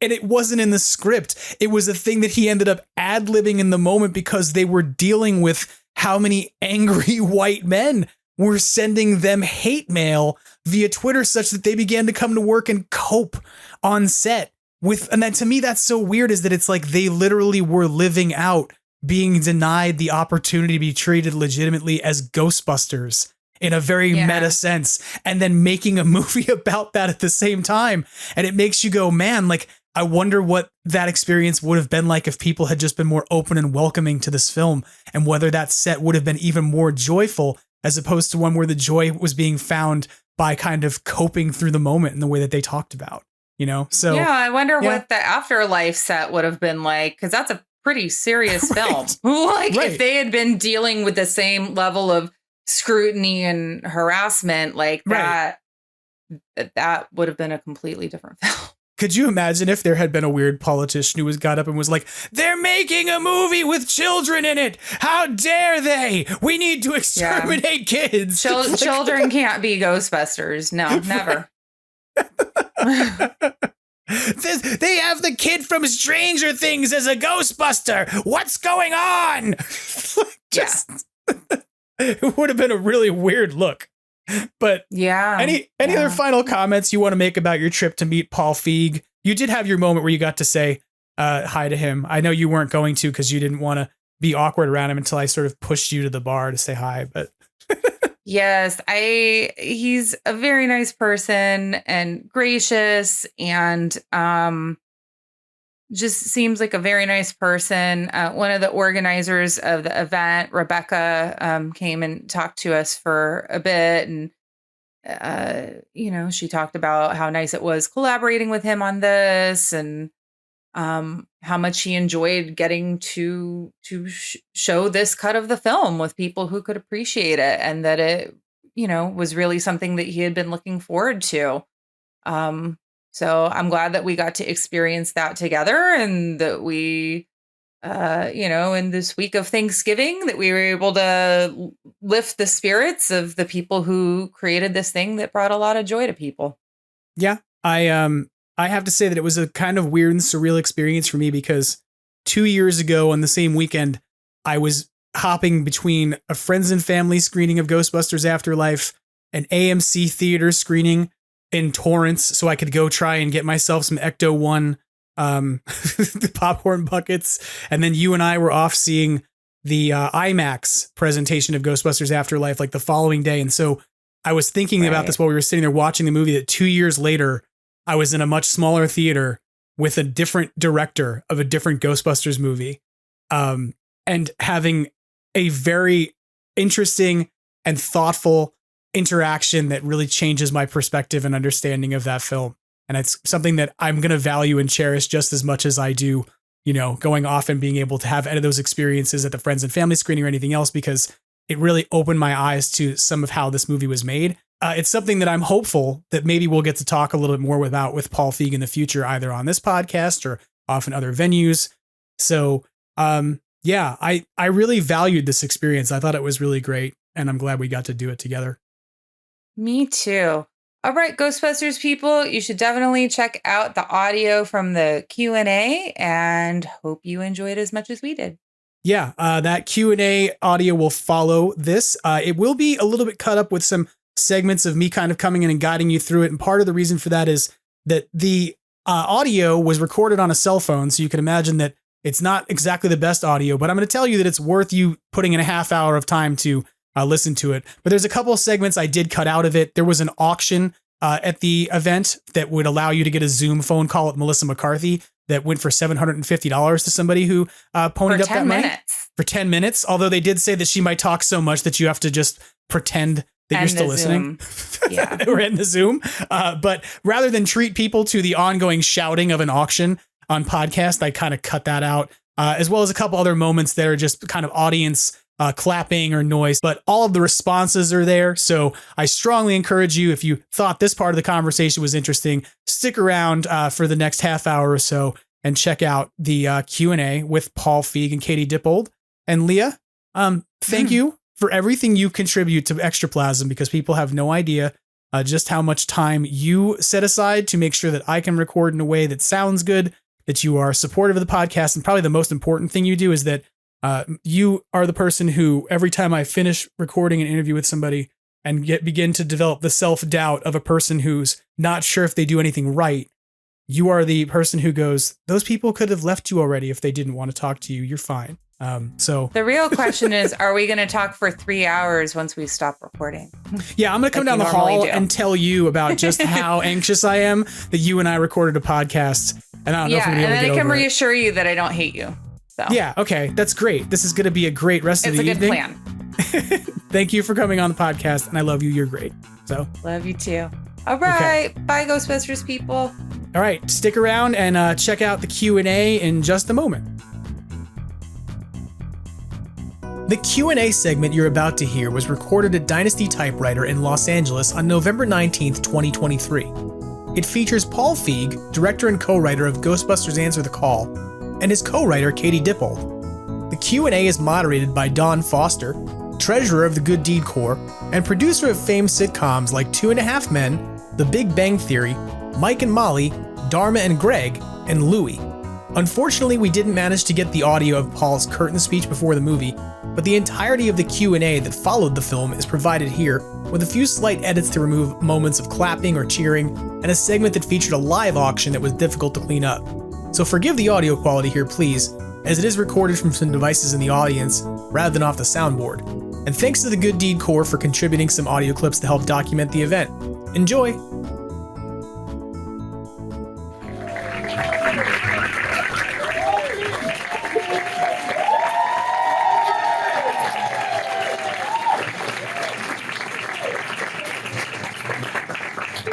These guys wrote that movie. We ruined so many childhoods.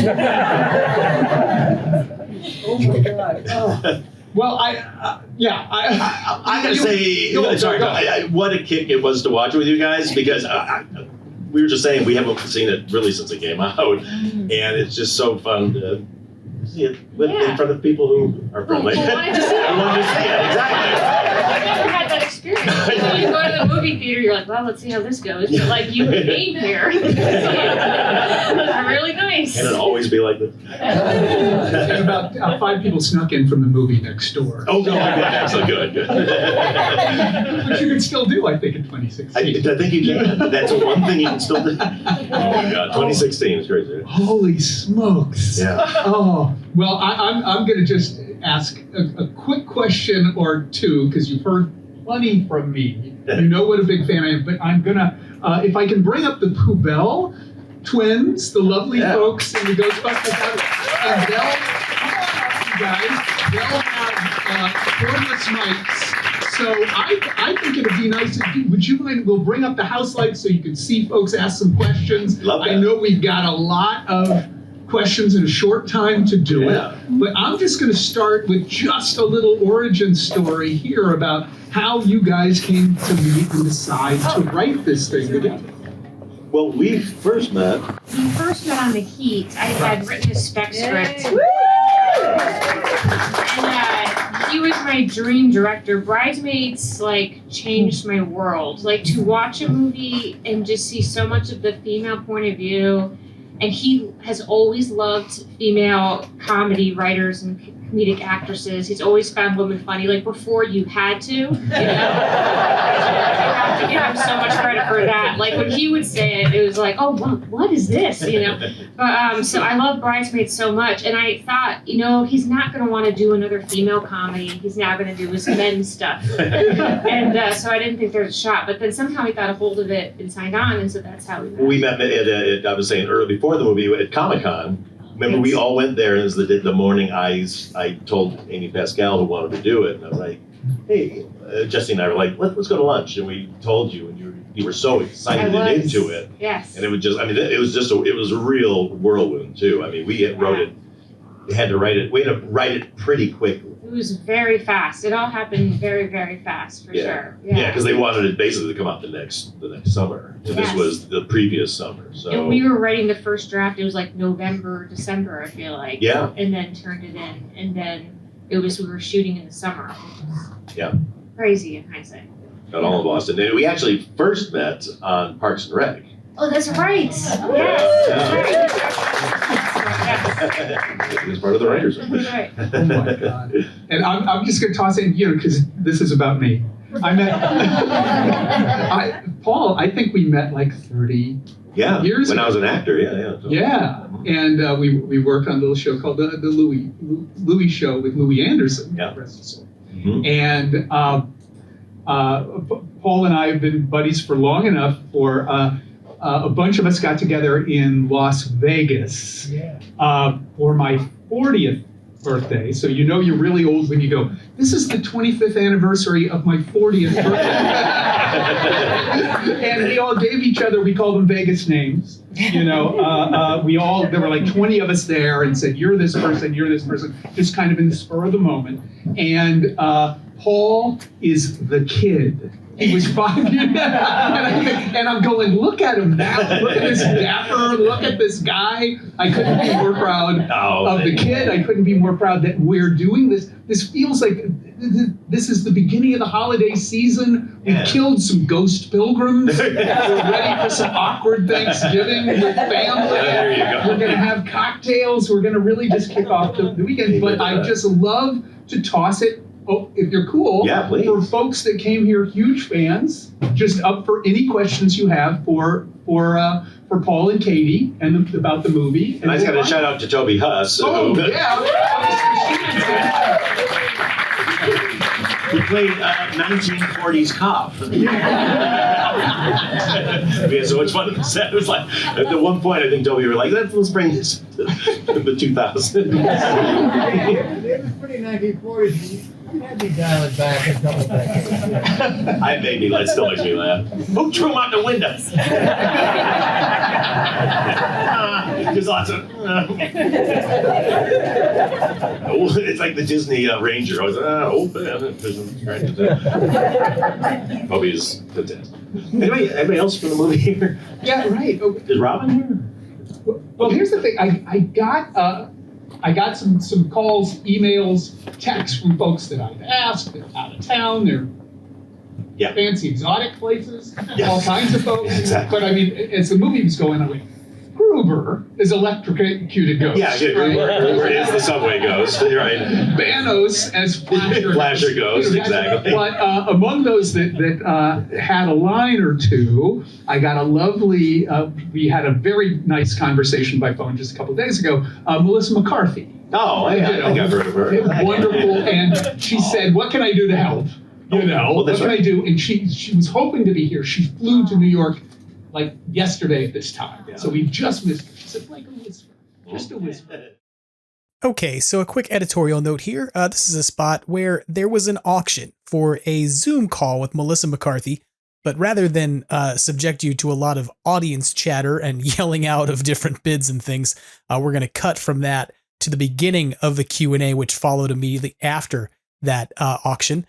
The first question was cut off, unfortunately, in the process of doing that. So the question that's being asked you're about to hear is about how the cameos came about in the movie and whether or not they were planned ahead of time or how they were brought into being such that all of the different folks from the first Ghostbusters movies were included and given cameo roles in the film. And we'll go back to the commentary, or rather Q&A, and let Paul and Katie explain the answer to that question. You hit, for nostalgia purposes, you hit every single thing I would want to see in the film. So thank you for that, including, Stay Puft and Slimer and all that, all of that. So you hit it. But how did they come? When you wrote the script, did you write them knowing that was going to happen? Did you cast it? How did all of that happen?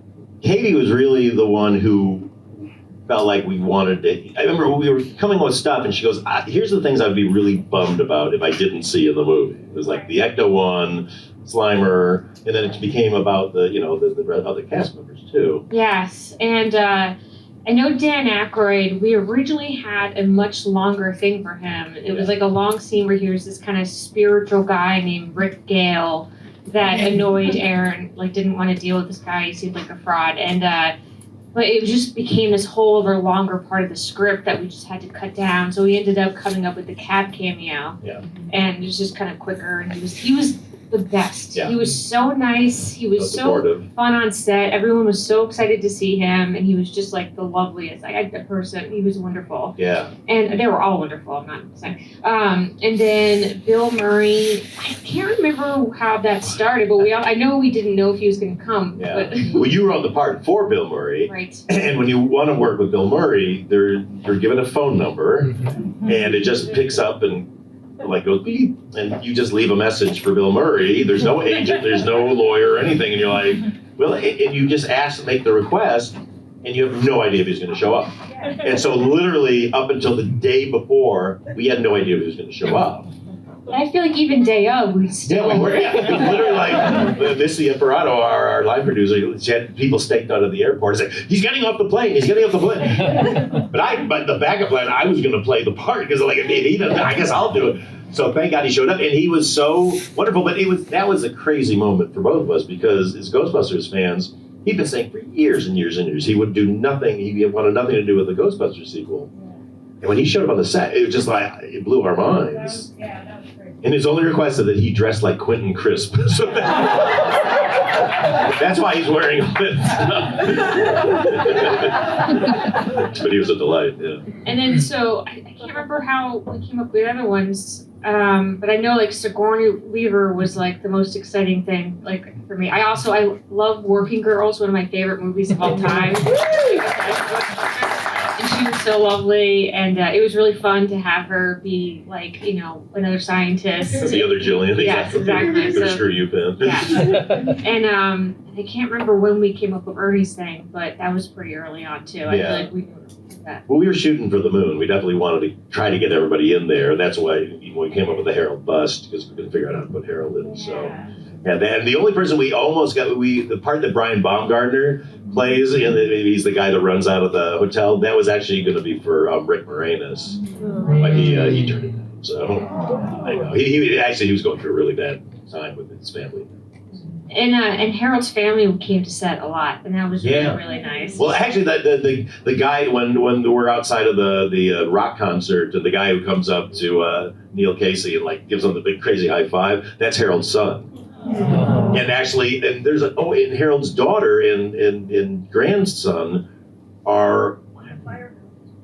The firemen, they're on the street. Yeah. Oh no, they're hanging out outside of the firehouse. Yeah. That's right. Yeah. So they're just there, but she was really shy. It was like, you got the movie, so she's in there if you look for her.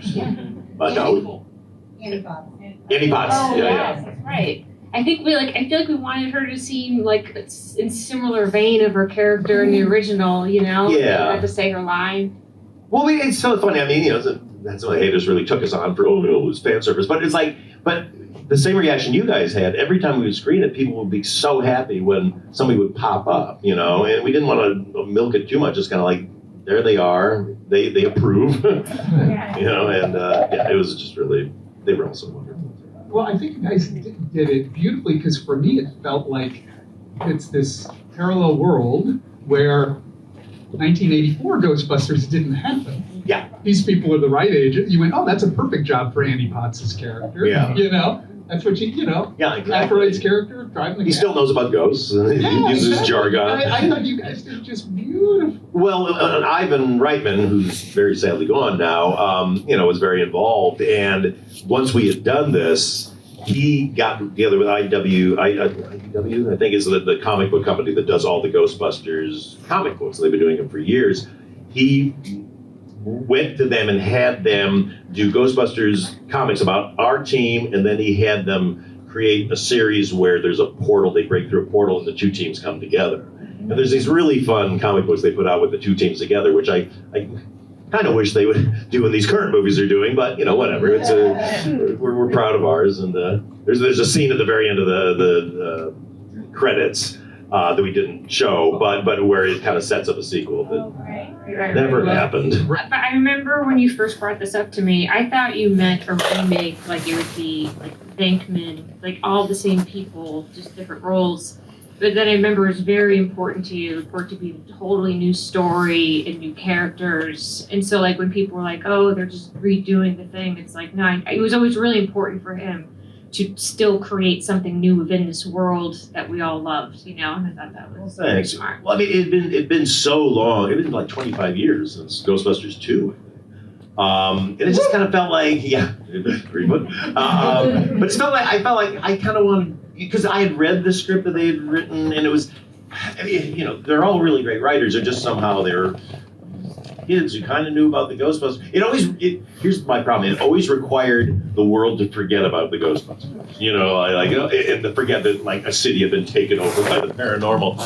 And it always felt weird to me. So we kind of both loved the idea of let's go into a world that has never seen a ghost, that doesn't believe in ghosts, and then we get to bring them out. And I feel like all the stuff about validation just came in organically because that's what we were dealing with by doing this movie. Oh my God. No, that's why we got nods. And I mean, that still my favorite is, that was a joke that was written on set. Ain't no bitches gonna hunt no ghosts. Which was just our kind of like, fuck off. We'd already been pilloried for like a year and a half. I mean, it just never let up. It never. Who knew it was going to be so contentious? I don't want to dwell on that, but it just kind of like, our intention was, let's not take on the original one, like I said before the movie, because this will be great. Now they won't be mad, you know, the hyper fans, because there's over there and here's for new generation. Wrong we were, but no. But it's really sort of. I mean, I get approached a few times a week by people whose kids love it, their boys love it, say it's their favorite Ghostbusters. You know, it's not a contest. I love the original Ghostbusters too, and the new ones too. But you know, I just wish we could get out of this competition and the media still shit on it. So yeah. I also feel like it worked out. Like I'm glad Jason Reitman got to do his movies. Yeah. Do you know what I mean? I don't know that would have necessarily happened that way without this. So there should be something for everyone. Well, and he has said publicly, we did a big Ghostbusters event a few years ago, and he thanked us and said that without what we did, it would not have happened. That's nice. Oh my God, yes. I'm curious how you were so prescient as to have Keith McKinnon talk about Ken. I tell you, I know. When it came up, I was just like, "Oh my gosh, we got a modern joke in here." You know what? Jokes about no genitalia are just timeless, really. There we go. Somewhere. Ghostbusters 2 opens 5 years later, and Ivan Reitman's Ghostbusters 2. If you had the chance, what would your 5 years later have looked like? Oh my gosh. Good question. Yeah. Well, I know we wanted to go kind of international with it. Because especially when we were doing the press junket all over the world, every country has very specific ghost stories and like famous ghosts in their folklore and all that. So we really kind of liked the idea of that. Wanted to try to avoid the whole thing they did in Ghostbusters 2 where like everybody's mad at the Ghostbusters because they tore up the city. And like, yeah, come on. I mean, I love the movie, but that was kind of like, really, would you be mad at them for saving the city? So I don't know. I think they'd be probably running a pretty successful business, but maybe the paranormal had dropped off a bit, like they cured it and then it comes back. Possibly. I don't know what you have. No, I feel like we wrote the tag like, well, this will be fun. We'll worry about that later. And then, we never had to worry about it. Well, one of my favorite things, just hopefully quickly, was the dissolve from Times Square of 2016 into vague, the glory days that Rowan wished on the city, that with Fists of Fury and Willard, you know, 1971 or less, you know. We were very proud of that when we came up with that. That just seemed like a fun way to do it. I mean, we went through a lot of iterations. You at one point had a ghost dinosaur, remember? Oh, that's right. I wanted that ghost dinosaur so bad. There was a way more expensive version. They were going all through Manhattan for a while. I don't know. If Oh, yeah. Oh, no. We were chasing all over and up and down elevator shafts and all that. No, it was wild. I mean, I really like this extended version because you just get more of Aaron's kind of angst, but the whole Ghostbusters thing with the Chris Gethard is so much fun. But the whole dance number, we couldn't put it in the final film because they couldn't get the special effects ready in time. Yeah, so it was really just for the extended cut. They finished it, but they just finished it late. Oh, wow. Yeah, so but I always get very sad that that's not in the one that. It's theatrical one. But actually, I've pretty much gotten almost every place that shows it to only show this version now. But occasionally the other one pops up. The other one's fine too. Yeah, the other one's pretty fun. Yeah, exactly. But this is like almost, I don't know. I'm just now you guys built a whole green screen world outside of Boston. Yeah. That story, right? Yeah. To do the time. Yeah, Times Square, yeah, because it's so funny. The hubris we both had of writing it, like, they'll let us shoot in Times Square. We can shut Times Square down, all right? I was convinced they would let us because it's Ghostbusters. We had I remember there was a location scouting in New York, and we had this dream tourist day where this like van took us to all the spots, like the Empire State Building and the Chrysler Building, and it was so much fun. And then it ended like, oh, Boston? Okay. Yeah, really? Oh, we can't get any of these locations? Okay, great. But it worked out fine. Yeah, we had to, for Times Square, it was a giant, like, parking lot. I mean, it was beyond a parking lot. It was just this open area, I think the Air Force or something. And we just had containers, shipping containers stacked too high around this giant thing with just green screens all over. And then we built the front of the Mercado and that block there, but everything else, it was all green screen. I mean, it's funny, watching a movie from 2016, special effects advance as time goes on. So there's some stuff I see and it's like, oh, it'd be better today. But I just like the sort of the bright color. I mean, that puts some people off, but I think so. Man, no, it's weird that we think of that as nostalgic. That really appealed, like the big brightness of it with just right for the comedy level of it. And, it just, I don't know. We just wanted to be big and colorful. You had a lot of practical in it. There was so much practical stuff in it. I thought was great. Well, all our ghosts are practical, actually, and they were just then had a veneer of the effects put over them. But like Bess Rouse, who plays Gertrude Aldrich in the beginning, who comes up, we had her. She was all in that outfit on this like kind of catapult system we had around, and we were floating her in. So that was all happening. So they were interacting with her. The whole fight in Times Square, that's all stunt people doing these amazing stunts, and then we just kind of ghosted them up. Shout out to Walter Garcia, my great stunt coordinator, who put all that together. They're incredible. Which reminds me, I remember once I had walked over the craft services table, which I would often do, and I came back, and they were just about to film a stunt when Chris Hemsworth picks up one of the cops and throws him in the ceiling. And I didn't know that was happening. And I walked back and I was just like nibbling on something. And I looked at the monitor and and then all of a sudden I see that happen. And I'm like, oh my God. So like, what happened? Like, why would he do that? I think we heard it on set. We went for it. Hollywood trickery. There you go. Question right over. Oh, there we go. Right there. It's okay, go ahead. Sure? Okay. Yes. While the person is interviewing that guy that they put weird things in the water, behind them, was that the person from Please Don't Just... It is. It's Johnny Higgins. Good catch. Good eye. See? Whoa! Well done, man. Well done. The Baba Booey. You are correct. Yeah, the Baba Booey. That's Johnny. And Johnny was a PA on the movie. Yes, that's right. Yeah. That's right, yeah. Oh my God! And now his movie just premiered like 2 nights ago. Yeah, on a Peacock. And if you haven't seen Do Not Destroy, I'm sure you all have. That's right. No, that's a great observation. And his dad right? Steve Higgins was the dean of the bad science school. Higgins School. You have no idea how hard I had to fight the studio to keep that flipping off sequence in. Oh my God. I had to trade out. Actually, there's another quick joke in the interview with when they're interviewing Kevin for the first time where Jillian Holtzman says, Ghost Tits was my name in high school. And he goes, oh yeah. And we had the biggest, I mean, literally, I had to have, a little showbiz story. I had in my contract that if we got to a certain number on our testing, that I could then have final cut. And so we did some reshoots to kind of fix some stuff that we didn't have. And when we did the very last screening, in my contract it said if we got a 90 score, which means 90 out of 100 people who say it's excellent or very good, and if we got a 75 definite recommend, which means 75% of people say they would definitely recommend it, then I would get final cut. We got a 90-75 exactly at this test in Arizona, and so I'm just celebrating, and Tom Rothman is just looking at me.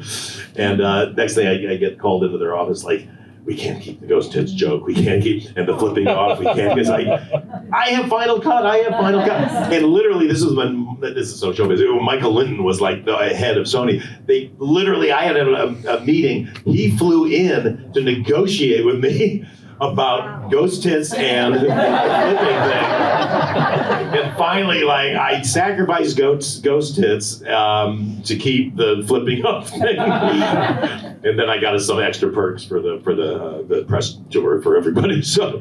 And then for the extended, you got. I put everything back in for the extended. And you got rights to the spinoff of the TV show Ghost Tits and Bird. Yes.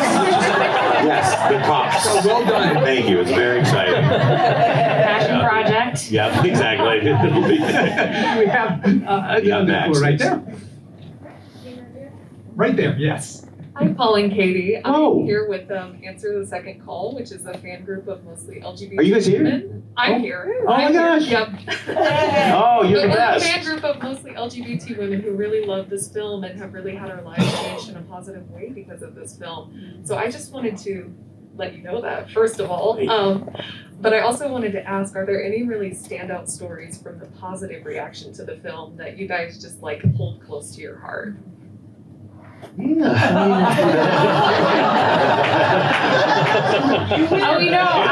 I swear, you guys, first of all, I will say you guys are fantastic. I feel like I heard, and a lot of people have told me how much it meant to them seeing Kate McKinnon having that showdown scene with the ghost, which, for what it's worth, I did not write and I believe fought. I'm like, they're scientists, not fighters. So I can't even take credit for it, but it makes me very happy how much it means to people to see her be so, she's also Kate was so great, and it's just to see that kind of swagger too, in a female star in a movie. It was just really exciting. So. Yeah, no, people really, always would get big applause, which was really fun. No, I mean, the frustration with everything these days is that, the number of haters we had, there was a bunch, probably, numbered in, let's say thousands, but the media takes that and they just made it all about that. And so if that wasn't out there, it just would have been like a fun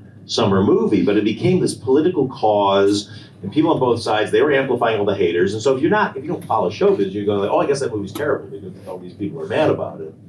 And that was so frustrating. I just found they just kind of let us do our thing. We could have at least lived or died on our own. And we did fine, but we didn't go off the roof like everybody wanted us to. But offhand, how many millions did it? Maybe 225 million. These days, I don't know. They shit on everything. If you make 60, 70 million. Holy smokes. Yeah, but it definitely did not bomb. But we're so proud of it. It really did get politicized.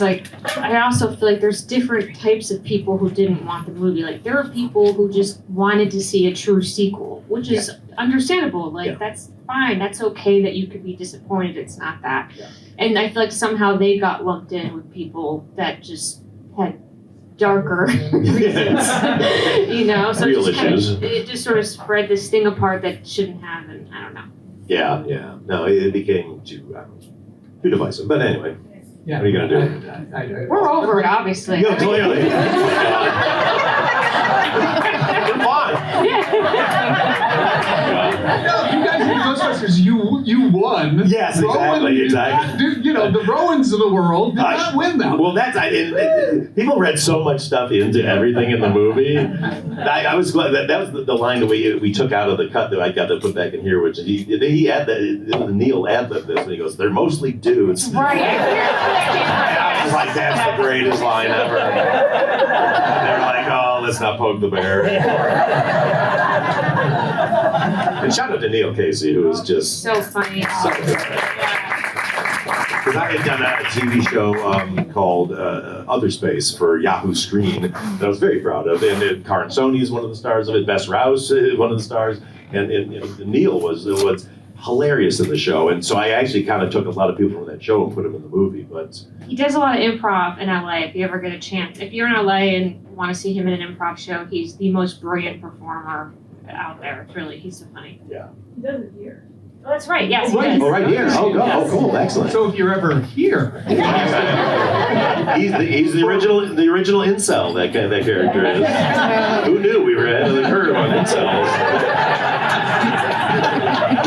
There's a line that we didn't put back in, like where Jillian's like, "Let me guess. There's some what was that like about?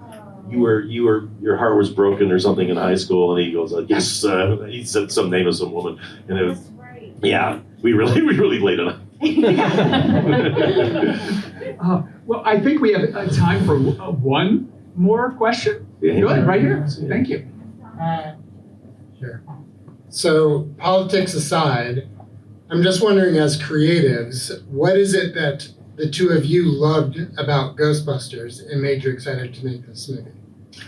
I mean, don't you have a story about seeing it in the theater for the first time? And Yeah, well, I was at USC Film School, and we went opening night to Westwood. Didn't know anything about it. We just knew we loved the cast.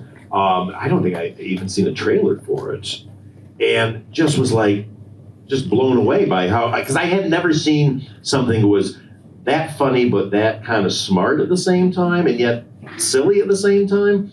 And I still, one of the biggest laughs I've ever heard in the theater is when Dan Aykroyd's trying not to think of anything, and then they go like, it's the safe bus bar film, and they cut to him walking. I mean, the place exploded. And so I think for me, that's why I always kind of was like, that was the touchstone if you could do that. So that's why when Amy planted that seed in my head of like, this thing's just sitting there. It just, even my dear wife Lori, and whether you were right or not, she was going like, I don't know if you should do this. I don't know if you should take this on, because this seems dangerous. I know, but I think we can do it. So for me, I always look at that movie as like almost like a magical, because for me, when I now having like gone through these experiences, like when I see a good movie, I'm like, God damn, they did it. Because like I see how many things have to come together to make a movie good. And like that movie, just all the different pieces that came together, like Dan Aykroyd's genius, just writing this crazy script, and then you bring in Harold Ramis, adding all of his genius sensibilities, and then Ivan having a vision for it, and then Bill Murray, peak Bill Murray, like just all those little things coming together to make this movie what it was. I mean, it's crazy. So I like everyone else, it was always one of my favorite movies and grew up watching it all the time with my family. But I think that's like everyone, And Katie is a big horror movie fan. Yeah, I also love horror movies so much. And I feel like horror comedy is so hard to do well. Like sometimes it just comes off either not that funny or not that scary, that you end up not getting either.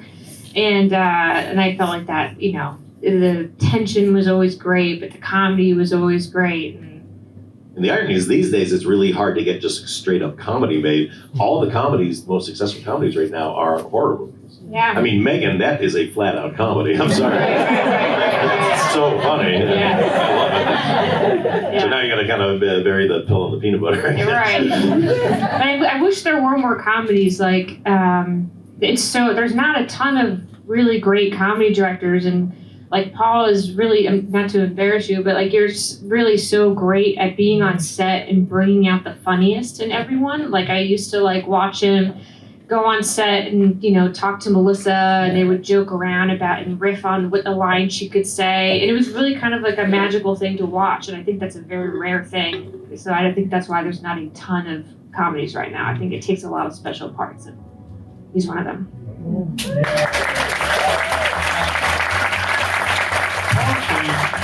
Katie Dippold, you guys pulled off some.